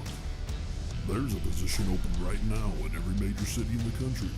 You don't need a college degree to take the right step toward a lifelong career. Make your move. Make your mark. All right, big shout out there again to CFESA just for sponsoring the ESFL. If you know anyone in your friends or family, or you yourself looking for trade, school work, anything like that, go check them out. They also have the QR code that's popping up on the screen, a chance at winning a scholarship to learn a trade of your choice. There we go. Right, Boxer, I'm gonna hand it over to you. Let's go to middleweight, Prioxis versus K Young Butter. Okay, this is what everybody comes to see. The big guy, Prioxis himself, fighting for the Toon Squad, 2-1 in this season in the ESFL, fighting out of the USA. Defeated PK Diaz in week 4, EK Gamp in week 6. However, Prioxis has lost to Host Ninja by decision in week 2. Leader of the Toon Squad, like we said, simulation style approach, legendary fight IQ, all around just great fighter, but he is fighting no slouch other than just K Young Butter that's always going to bring the fight to you, and especially when he's joining the dark camp, I'm pretty sure his game is going to get elevated to the next level. 1-1, fighting out of the USFSA. He beat Kai Jimmy Sticks in week 2, lost to EK Kratos in week 8. Oh, like wow. Bailey said, he was the final 8 of the ESFL Live in Vegas. He joined Dark just a few weeks before the season began, but he is a great pressure fighter, great fight IQ, fast reaction time, well-rounded, and he has some very sneaky combinations with that overhand, and we're getting ready to get it on. Let's go, Bailey, in round 1. Here we go. Pry representing the Toon Squad in the red corner tonight here, blue corner for your #1 leaders right now in the leaderboard. Team Dark, you'll see the stats before this. Pry and K Young Butter, they fought before. Pry is 6-0 right now over K Young Butter, but this is a different stage. This is the ESFL. So let's see how we go right here. Off to a quick start. K Young Butter trying to pressure with that Whittaker pick, but Pry, Adesanya, I believe Goat was the first man to get an Adesanya win in the ESFL. Not an easy thing to do for a while, but lovely pullbacks right there from Pry, just leaning on it, just to stay out of the range of damage, not even look to counter, and good leg kicks as well from Pry so far. Yeah, Pry doing a very good job, and he does a good job fighting with this Izzy pickup, because a lot of people would think you can just get Izzy and just go crazy on people, but you have to fight him to his style, stay on the outside, do exactly what Prioxis is doing, and using that length already, getting a rock there on K Young Butter. What K Young wants to do is bring this fight in close, where Robert Whittaker shines when he has all of that power there. But right now, Prioxis is doing a very good job at delivering some damage down low, and already has a rock. Prioxis is looking good so far early, Bailey. Yeah, Pry really finding the holes in the defense of K Young Butter, mixing things up as well. There's a nice teep though from K Young Butter. If he can work the body, mitigate some of that head movement, coming back with a right hand there off the left hook miss as well. That's going to be key, putting them together in combination. But 2 to the body, 3 up top there as well, forcing Pry outside of that inner octagon for the first time. It's going to make it easier. He faked that wheel kick earlier, threw it out there now.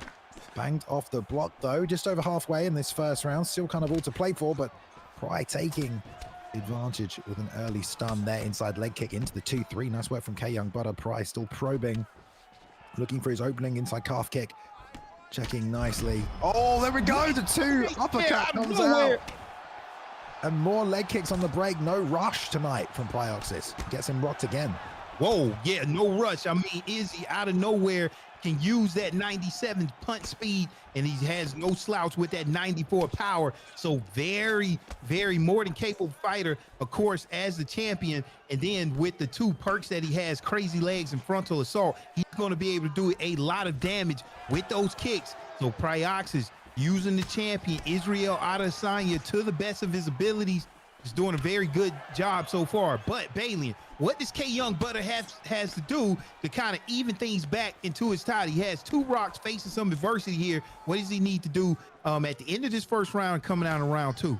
I mean, I feel like he's got to hit that body right. The frame of Adesanya is hard enough to hit. Price doing a good job with it. So if he can target that body, it might work out for him. He's now launching the uppercut up the middle. That knee landed nicely. All the double legs work too. If you can get Adesanya on his back, it can really help you. But Price takedown defense is really, really good, as is the stats of Adesanya to stop it. So tough fight. I think K Young Butter got to try and find a way to get one of those big shots through. But first round, most likely for Prioxis, 2 rocks. Going to come out for the second here. Touch gloves. Let's see if there's a change in the strategy. By applying the feet, goes for the wheel kick after the block almost got broken there. And K Young Butter still pushing forward. Now checking those legs on the outside. Lead left leg beat up a little bit. We've already seen some stance which is coming out there. Pulls on the lead hook to the body, but it's that 2 lead uppercut down the middle has really done all the damage so far for Pry. Yeah, Pry doing a very good job. And then get that active knockdown. I don't know if that was going to count on the judge scorecards, but man, when you land that wheel kick, it's going to have bleed through damage even when it's blocked there. But I agree with you, Bailey. It needs to do some damage down low to the body, and because it's going to be hard to get Izzy down. He has a 97 takedown defense, but if you do get him down, an 88 on that bottom control, maybe that's where K Young Butter wants to get this fight. But that was a nice 2-punch combination downstairs, Bailey, and doing exactly what we talked about, getting it done down low. But he has to watch out because I already know Prioxis is looking for that uppercut. And those knees there to stop him. Level changing to the body. There's the 2 lead uppercut down the middle, just as you said it. But it's such a good weapon. Priox has been using that combination since UFC 3. It's such a nice little quick combination in this game. Blocks to the body there. No follow-up shot. Outside leg kick again, working on that left leg. There's a lot of damage on that left leg for K Young Butter. Going to lose some stamina, staying in the pocket there again. We see the 2 lead uppercut from Price. Sniped it down the middle one more time. 3 or 4 times he's landed that now. Big damage, big significance. K Young Butter going to switch stance. Hopefully not be as big of a target for him. But now Pry blocking low as well. Really finding his way around all of K Young Butter's defense. Yeah, he's doing a very good job. And then whenever Prioxis is getting a rock, it's not like he's getting overzealous and then just going in for the take, the knockout. Prioxis is staying nice and composed and keeping his lead, staying safe, and you'll know when the right time is to put your foot on the gas and go for that knockout. A nice simulation fighter, like we said, and he's showing why. Nice uppercut there, right hand uppercut coming out from Israel Adesanya and Prioxis. K Young Butter has to find some way to get an advantage right now, but it's been all Prioxis so far. Yeah, K Young Butter constantly moving while he's striking because he's probably having a really tough time closing the distance. But because he's constantly stepping through, he's just getting caught by Prioxis in the no man's land in between. There's a nice front kick that let him close the distance now on the inside, but he's just not able to stay in once he gets in. And crossing the distance to get in, he's getting countered like right there with the slip too. So it's tough work for K Young Butter right now. Probably able to punish again and again. Outside leg kick again. Close the distance enough to get that 2 on him, but he needs more than that. More combinations. Got to get that uppercut in there, but he risks being pull countered, which Pry is looking for. There's a nice 4-piece right there, but there's the uppercut that lands for Pry. Double shots to the body, 4 in a row there down.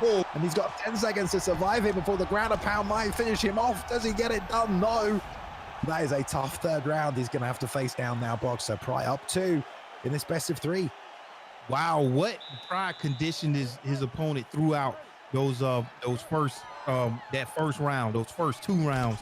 I mean, just staying down low. A lot of times when you see people level change, they usually come right back up. Pry electing to stay down and look here, another rock there, Bailey. And I mean, this could be all she wrote right now, unless K Young is able to get some type of a takedown or come back with a knockout himself. It could be smooth sailing from this point forward from Prioxis just because of all of the damage that he's done up until this point. Yeah, he's done really, really well tonight. K Young Butter, gets caught again with another right hook, double shot to the body and perfect distance to get that roundhouse in there to the body as well. And a knee. This is just everything Pry wants to throw. What a way to inspire his team. Get him off to a good start. If he can put him away, K Young Butter still on their feet, still firing on southpaw now.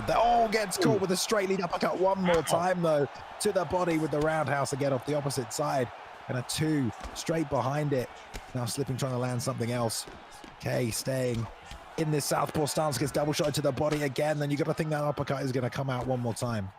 Yeah, and every time that you rock Robert Whitaker, you got to be careful because he has wake-up calls, so he's going to recover from those stuns a lot more quickly, and you'll end up finding yourself on the bad end of one of those rocks or your knockdown. So Priox is doing a good job landing some head kicks, and look at that head is just blinking there. And out of nowhere, gets a rock of his own, baby. Oh, no. When he get a knockdown, alien. Oh, and now Bailey, could this be it? Nice reversal there from Priox, is doing what he had to do.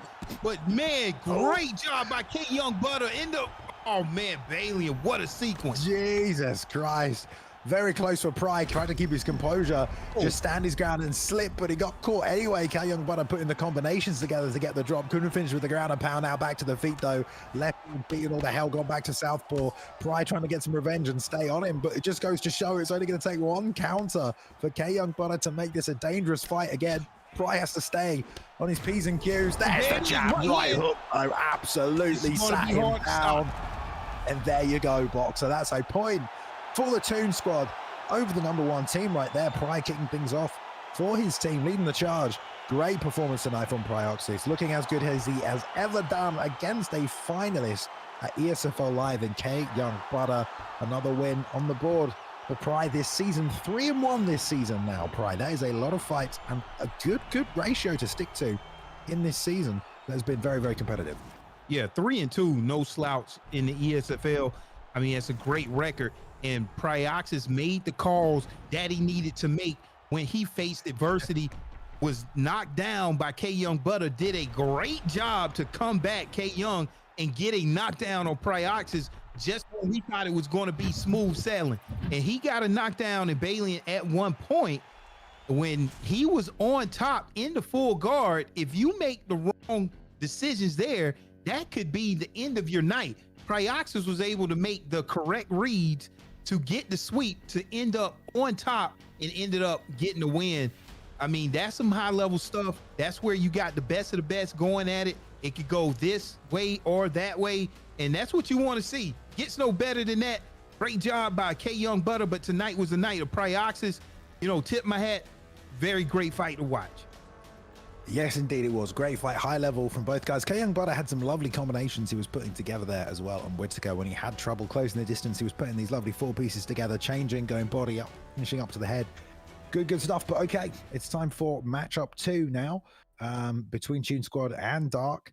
We're going to go into Aussie Kid taking on Swiss. Aussie Kid, you know, he's done quite well this season. He's actually beaten some pretty big names. I know you're going to reel them off for us here in just a second, Boxer. Swiss, obviously a veteran on paper, looks like a tough matchup, but I think Aussie might be able to come out and surprise a few people tonight. It's going to be at bantamweight. The first pick will be on Aussie here. Over to you, Boxer. All right, so Toon Squad, Aussie Kid, 2-1, fighting out of the UK. Beat Bang Bang in week 2, MMA Genius in week 4, but he lost to EK Cage in week 6. Now Swiss live backs just one of the goats of the goats in the ESFL. Unfortunately, only 0-1 here, fighting out of Canada. Lost to No Mercy Harry in week 4. Controversial failure of controller. Like, what happened? My controller died. One of the most feared pressure fighters in the history of the game. We've seen Swiss do it over and over. Style is just pedal to the metal. Doesn't even look at the stamina. If he wants to throw, then that's what he's going to do. Look at here. Man. Look at this pickup. Look, I love this matchup. Piotr Jan versus Sean O'Malley here in round 1, Bailey. Yeah, you mentioned the pressure of Swiss, but what a way to counter Jan. So Aussie gets first pick, takes Peter Jan, because you don't want to fight Swiss Lebac's Peter Jan, but now he's gone O'Malley, which is becoming a nice counter to Peter Jan in the ranked scene, because he's so long and hits so hard as well. He can really catch Jan from the outside, but Aussie obviously trying to pressure Swiss, letting the hands go already. Long reach on O'Malley from Orthodox, peppering away. Stepping through, though, is Aussie. You mentioned the names he's beaten. Bang Bang, big name, Genius. We saw him here tonight. So, Aussie, don't count him out just because you might not have heard of him. There's a lead uppercut already. Big rock. Do you want to change? Massive exchange right there. They threw the combinations, Boxer. Man, yeah. So with that PO to Yon, 95 speed, 95 power, but it's right there also with O'Malley here with a 95 speed, 94 punch power. But man, Ozzy just had the advantage right there, and nice exchange there. And Ozzy was able to come out on top of that exchange, getting a quick knockdown against Swiss. That's huge. Yeah, and you know, they've got it set to 5 rounds, but I think it'll be fine. Hopefully they'll just finish each other off before then anyway, but takes the momentum of that, stays on the pressure. Swiss's head health, like you mentioned, it's teetering down here. Ozzy being very, very accurate, able to land that straight right, following up with the lead uppercut and the hook. Trading on the inside with the kicks, got tagged there a little bit, but still the damage output is leaning slightly in the way of Ozzy Kid. Dosing with the hands though, Swiss still able to come back with a 2-3.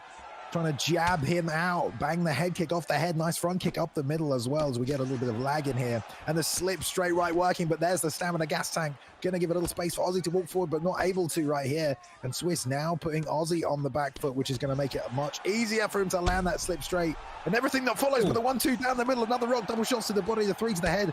Does not send him to the canvas, Boxer, but Ozzy really closing in on this, especially towards the end of the first round. He might try and finish him. Yeah, man. I mean, Ozzy is pouring on a lot of pressure right now, and he's doing it nice and controlled. And he is attacking all of the weak spots of Sean O'Malley here. And man, Ozzy Kid just putting in work right now. But we've seen Swiss go through a lot of adversity and come out of that. Oh, there it is! Out of nowhere, Balian. That 1-2 head kick just in the night out of nowhere. Ozzy Kid getting it done early, Bailey. Well, that's it. Dark have officially been defeated in this season, courtesy of Plyoxis. And Ozzy Kid clipping him with a head kick and sending him to the canvas. People counted this man out in chat. I didn't want to say anything. I saw the amount of you guys calling Ozzy a waste man and all this nonsense, saying he wasn't going to do it.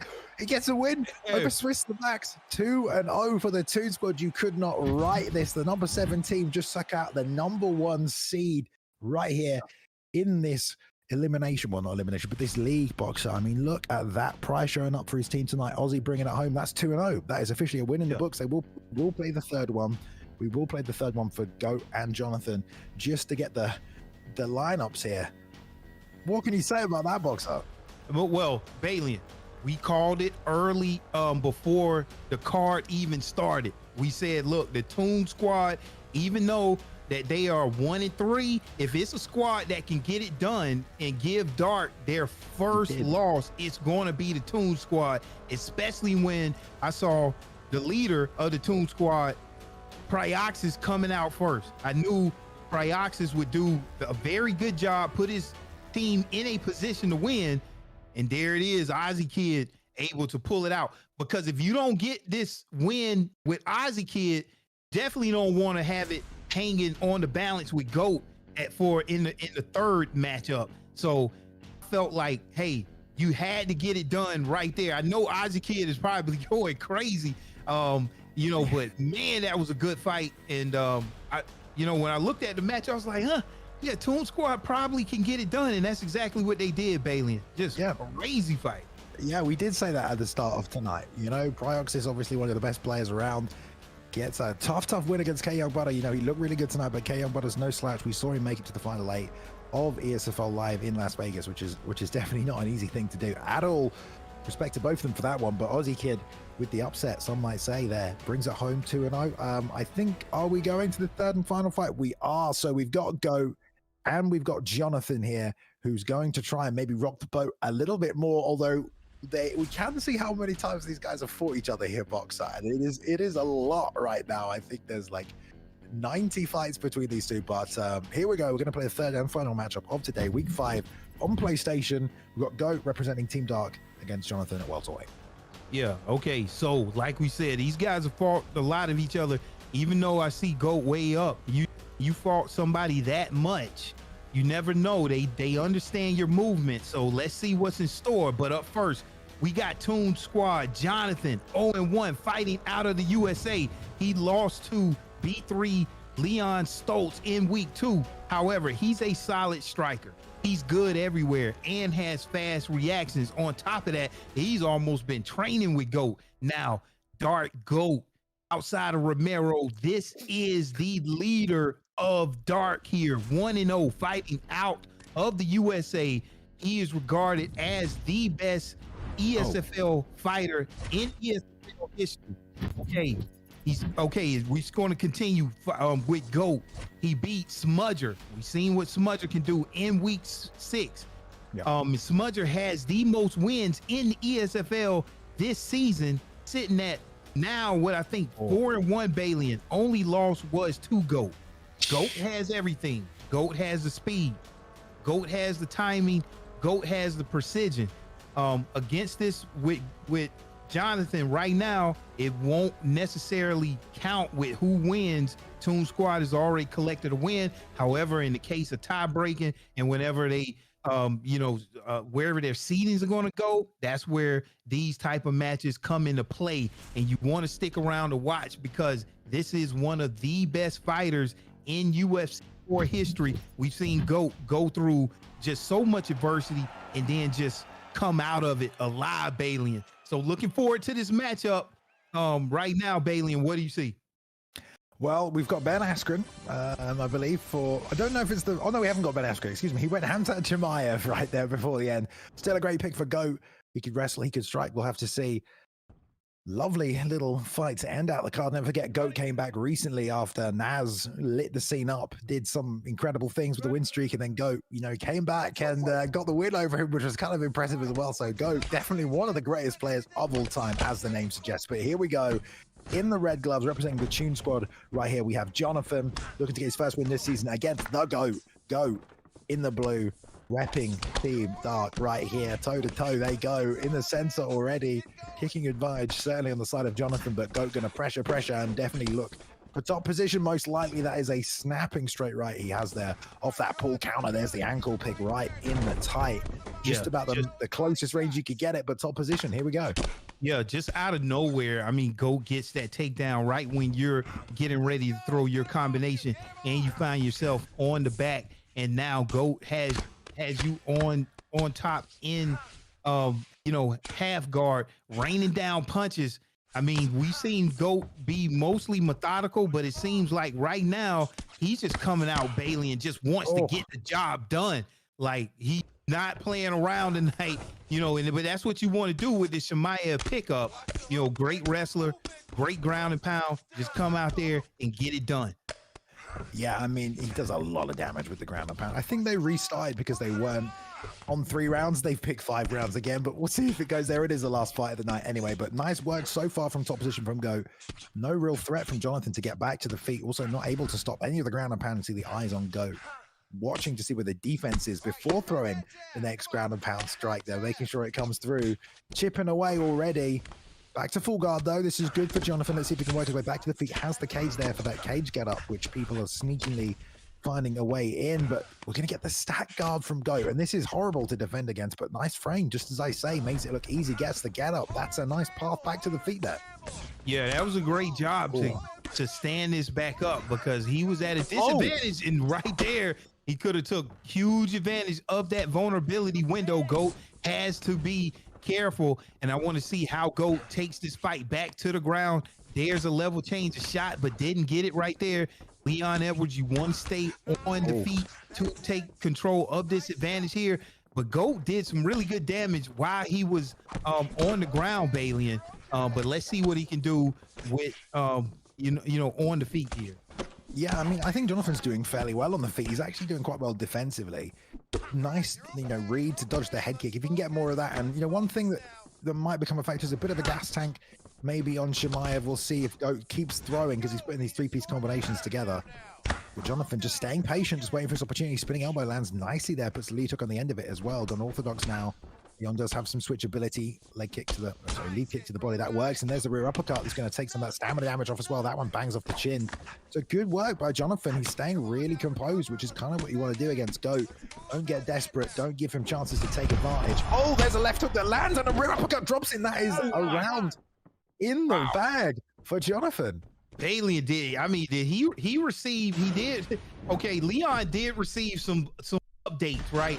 So I mean, his punch speed and that punch power, they're going to have probably some move levels updated behind that, and out of nowhere, I'm going to get that round maybe to Jonathan that just stole it at the end with the huge knockdown, baby. Yeah, definitely. I mean, 100%. That's Jonathan's round. Many people wouldn't have predicted that maybe he would win a round. Obviously, a high-level competitor, the Tune Squad, believe in this guy. They've put him forward 2 weeks in a row now to be on the team. Gets a knockdown over GOAT. Lovely work from Leon Edwards. Just waited, was real patient. There's a lovely timing on the takedown right nice there. timing. I mean, that's GOAT just seeing his moment, grabbing it, snatching on the inside, and now back to this nice patient, but he gets a frame immediately and the sweep. This is Jonathan's night, perhaps, because this is going well from him. Back to the feet. Wow, surprised to see. Well, I really wouldn't mess around with Chimaev on the ground because he probably can reverse at any time. GOAT able to get this fight where he wants twice, but was not able to do what he wants to do.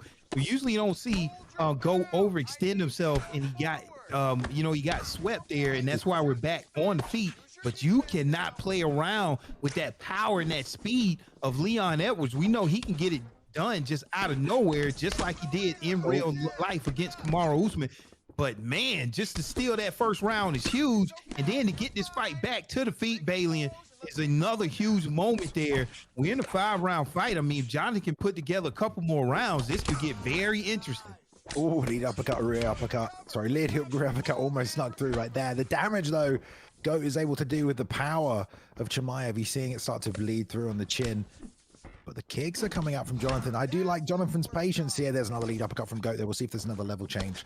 He timed that single leg so well. Nice at the start of the fight, going for the 2 lead uppercut. And although Jonathan's starting to push through a little bit, GOAT just landing consistently is starting to damage that head health. We'll see more jab, teep kick. Nice work from Jonathan. Yeah. Finding the holes where he can find them. Start switching a lot is Jonathan as well, and banging that lead hook that's working for him.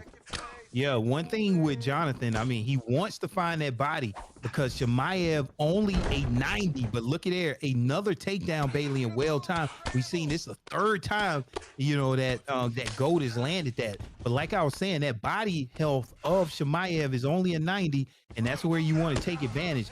But when you got a heavy Hamzat Chimaev on top, you're dealing with wrestling clinic. There we go. I mean, Perk, but look, they're back to the feet right now. So you got to feel real confident here. If you're Jonathan, I mean, he's taking the best of what GOAT has right now. Yeah, he's not moving his head right here, though. Loads of damage on the block. The GOAT's getting through, but stamina-wise, we mentioned it briefly in the first round. It might play a factor, especially because they have locked in 4-5, which I guess we just let them do, which is totally fine. But Jonathan, touch, go on the stamina, but taking a ton of block damage. There's a right hand that gets through right there. GOAT trying to find the range still. Obviously being a little conservative here, but the spinning elbow into the lead hook lands again. Straight lead hook doesn't, but another close round. And this fight is getting pretty interesting, Boxer. Yeah, I'm not sure who's up. Well, we got Jonathan for round 1. Not sure which way that is going to go for round 2. But he's doing what he needs to do. But I think GOAT should still go and implement his game plan. We've seen GOAT go through this time and time again. So until you beat GOAT, it's like, yeah, he's still very dangerous no matter what he goes through. And we, just like we called it, getting the rock, going for the takedown, got it stopped. But this is how GOAT does, starting to round off strong, Bailey, with a rock. Yeah, looping the uppercut, and there's the lead uppercut as well. GOAT showcasing now the accuracy. Gets it. No, Jonathan denies both the takedowns, but did get rocked twice in both instances. Almost lands the head kick as well. That was well timed by GOAT. He's got that sneaky level 2 head kick animation that is sometimes hard to read. Call it the Stipe head kick, but there's the clinch attempt again. Gets him down for briefly, but it will be a late denial. So that's more stamina off the long-term stamina for GOAT. Putting the 3-piece together there with the double uppercuts. Jonathan doesn't seem to be getting too flustered, though, despite getting tagged a little bit. But one of those lead uppercuts, when the block is gone, that's big damage there that Jonathan needs to be careful of, Boxer. Yeah, he needs to be careful of that because that can end his night early. But I'm liking what I'm seeing with Jonathan, still staying composed, even though that he faces his adversity in this round, because he's done the same to GOAT. So right now, I got these fighters even, a nice ankle pick attempt, but Jonathan right on it. And it's going to be more difficult for GOAT to land these takedowns now that Jonathan has stuffed a few. So let's see if he can keep this fight on the feet where Leon has, the slight advantage, laser focus in marathon. So he's going to consume a lot less stamina as this fight goes on, as long as he's moving. And that's a nice right uppercut there coming out from Leon Edwards. Yeah, to the body as well. Not always easy to hit that while moving. That's a nice timing right there, considering how good Jonathan's been on the defense with the takedowns. But Goat gets that one.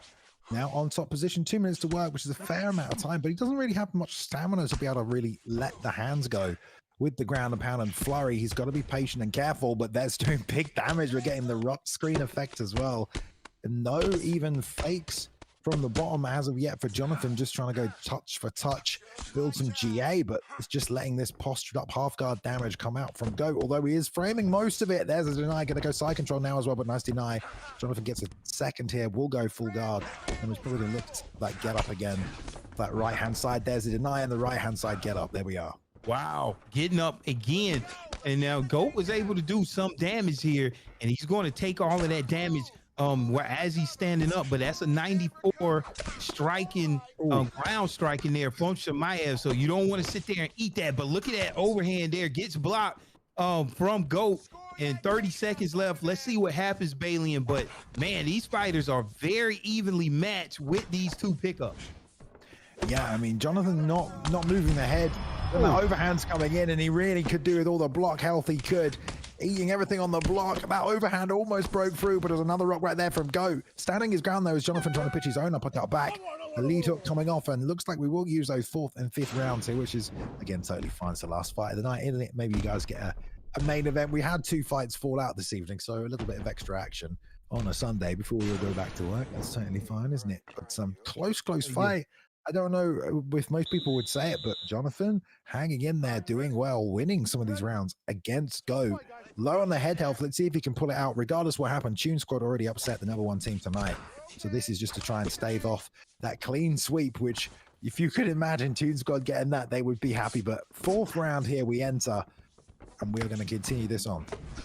Yeah, exactly. So you gotta watch out. So that power of 95 from Chimaev. Now, one thing that Goat is doing, I'm seeing he's taking that shot, changing levels once he gets that rock. I'm thinking at some point, you know, he may condition his fighter and switch that up and stay with the punches upstairs, because Jonathan is looking for that takedown denial once he gets rocked. So let's see if Goat changes up his game plan. I'm sure he's cognizant of everything and may do something different here, but Goat is like in the clear now in terms of just getting rocked. He's done enough head damage. If you make one mistake there, he's going to get that rock, or that head is going to be blinking. Yeah, I mean, he has to be careful because he doesn't have a lot of stamina. So when he gets these rocks, he's shooting these takedowns. It might be because he doesn't feel like he's got enough stamina to finish the combos on the feet, or that he just wants to stick to that wrestling game plan that he came in with. But Jonathan's going slideys in and out, trying to stay in the fight. Almost gets caught with a left hook after whipping on that straight right to the body and piecing up the block a little bit now. Going orthodox to orthodox. That right hook of Goat is there, but it's that lead uppercut and that rear uppercut that's been the big weapon. Nice touch with the lead kick to the body. Jonathan circling as well. Now lead hook, nice work. Doubles up on it, goes 2 afterwards. That uppercut, though, almost came out there. Goat really looking for it. What a great fight we've got here to finish off the night, though. Yeah, definitely. So Jonathan wants to focus that 95 kick power coming out from Leon Edwards. I'm liking what I'm seeing, because that's really going to help you. Now, Goat wants this fight to the ground, and I'm looking at that stamina right now. This is not a 3-round fight, but that power, Chimaev's nice head movement. I think both fighters are in a position to take this fight, depending upon how they play. If you play to the strengths of your fighter, then there it is. Go getting another rock. And Bailey, he's doing so good on the feet. I'm wondering why he wants to take it to the ground. But man, Goat just getting rock after rock, Bailey. Yeah, man, and he's still getting these rocks, even though he's got no stamina. He's landing these uppercuts, these straights in the pocket. Jonathan got to find some space. Head kick does big damage, but there's enough head health. You know, it bounced off the block. It bled through a little, but not enough. And really, he's 1 strike away from big trouble. Finally slipped the overhand. Needs to get the head moving because he doesn't have the block to stay in the fight necessarily. 30 seconds left in this round. Well, we see a finish straight right down the middle. Nice spike follows it up, but there's the duck and the lead hook. Bailey, back of the head right there. What a highlight knockout, Bailey. Oh man, beautiful finish. Beautiful. We don't see stuff like that every day. ducks a head kick and in the back of the head with the lead hook. Way to finish that fight, especially because Goat's in a position there, no stamina. You don't have a lot of options. I mean, poor Leon wasn't even facing the right direction. Look. Yeah. I mean, yeah, just the variety of knockouts that you can see in this game is good, Balian. Man, we seen Goat do it just time and time again, never count him out no matter what's going on. But what did you see in that fight? You know, Goat would get his rocks and then immediately go for the takedown, and we thought like, hey, you know, as soon as you stay, you know, and don't level change, this fight could be over. And right there, we just saw a walk away, you know, whiff where the opponent's at his highest vulnerability, and that was it. Total KO. Yeah, I mean, I think that was the game plan from Goat, just to get the wrestling going early and then try and play Khamzat Chimaev. He picked him for a reason. You know, Goat could have picked anyone. He picked Khamzat Chimaev just because, you know, wanted to wrestle, had big power, got it done anyway. Great job from Jonathan, just showing up and hanging in there with one of the best in the world. I mean, that's always like experience that you can take home with you, fighting someone like Goat on the biggest stage possible here. But that is it for the end of week 5 there, Boxer. And we had a pretty interesting week. There's definitely been some shake up here in between the matchups. Just for people who weren't here, the first matchup was the Showtime Killers, number 8 versus number 4, the Kings. The Showtime Killers got it done. Daniel the Freeman closing out the performance. So number 8 beats number 2. Sorry, number 8 beats number 4. Then we had number 2 versus number 5 there. No Mercy versus KIA. No Mercy coming out with the wins right here as well. I think we've got the leaderboards up there for you to have a look as well. B3 took on EK. Close matchup there, but I believe it was B3 that got the win. Because of the pullout there from Cambodia, we're not able to attend tonight. So again, B3, number 7 beat number 3. So it's 8 beat number 4, number 7 beat number 3, and we had number 6 beat number 1. So the underdogs basically won all week this week. Look at that leaderboard. It is even Stevens, 4th place. There are 3 teams. There are 4 teams joint 4th place right now. Talk about all to play for. You only need to get 4th place to get to the playoffs. It is all to play for on PlayStation. Yeah, it's very close. I mean, everybody's going to be fighting for that 4th place spot. And that's why you play that 3rd game, that 3rd matchup, right? Because that's going to be your tiebreaker. So even though you got the same record, then it's going to come down to that tie-breaking match. So those are very important, even though, you know, you may have lost for that week. But look at there, that 4-1, they took that all away from Dark. Yeah, you did. Wow. Love it. Love the storylines. Let's take a look at the actual schedule for the rest of the season, because it will also have the upcoming matchups there for week 6, guys, as well. So you can take a look. Though, by the way, next week will be Xbox. It'll be Bruce Lee, Robin Bane calling the action for you there next week on the other side of things, because this is just PlayStation. But there you can see the rest of the season. Week 5, week 6, we just had, week 12 now, won't it? So we're going to have the Tune Squad taking on No Mercy, Dark taking on the Kings, B3 taking on Killers in Action, and the Showtime Killers taking on EK here. So I'm sure it's going to mix up again here, but there we go. That was week 10. So yeah, we have 2 more PlayStation events to play for, and then we will be into the qualifiers. But right, let's wrap this thing up then, Boxer, because it's been a lovely night, a lovely Sunday. We had UFC this weekend, pay-per-view next weekend, but ESFL 5th PlayStation event, season 4-10 in the books. There we go. So thank you very much for joining us. Appreciate it. If it's your first time here, don't forget to follow. If you want to jump in the community Discord to meet some other players, to find people to spar with, to maybe join a team, to start your own team, to try and compete in the ESFL, it all starts in the Discord. So in the Discord, there is a link right there. Thank you for watching on YouTube as well as Facebook tonight as well, if you did. Big shout out once again to our new sponsor, CFESA. Thank you very much for helping the community out on that one. And yeah, thanks to all the staff who worked in the back diligently once again to bring this event. Thank you to all the fighters who showed up, put on some entertainment for us this evening. Thank you very much. Any final words from you, Boxer? Just a great night of fights and some matches that I'm going to go back and see, but had a great time. It's always a pleasure commentating with you, Bailey, and looking forward to the next PlayStation event in 2 weeks. Yeah, 2 weeks. We will see you then. Take care, everybody. Have a good night and enjoy UFC 281 next weekend. We will see you 2 p.m. Central Time for Xbox, the 5th event. So take care until then.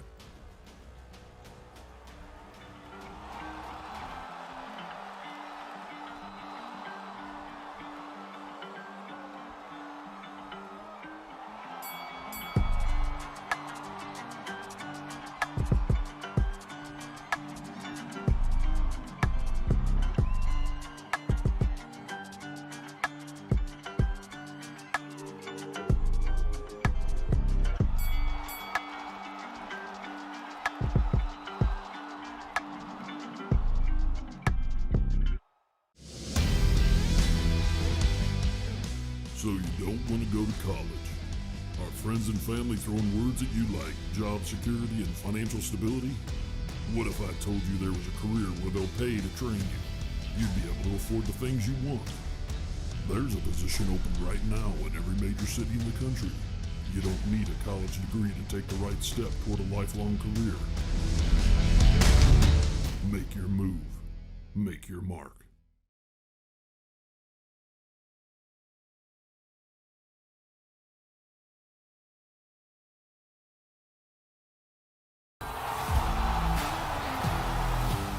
Going out nice and fast, already try. Oh, beautiful counter to the takedown. Thank you for joining us tonight. The disadvantage was Zayef, but then he. Waiting too much on Trixie. Nice shooting, good turning.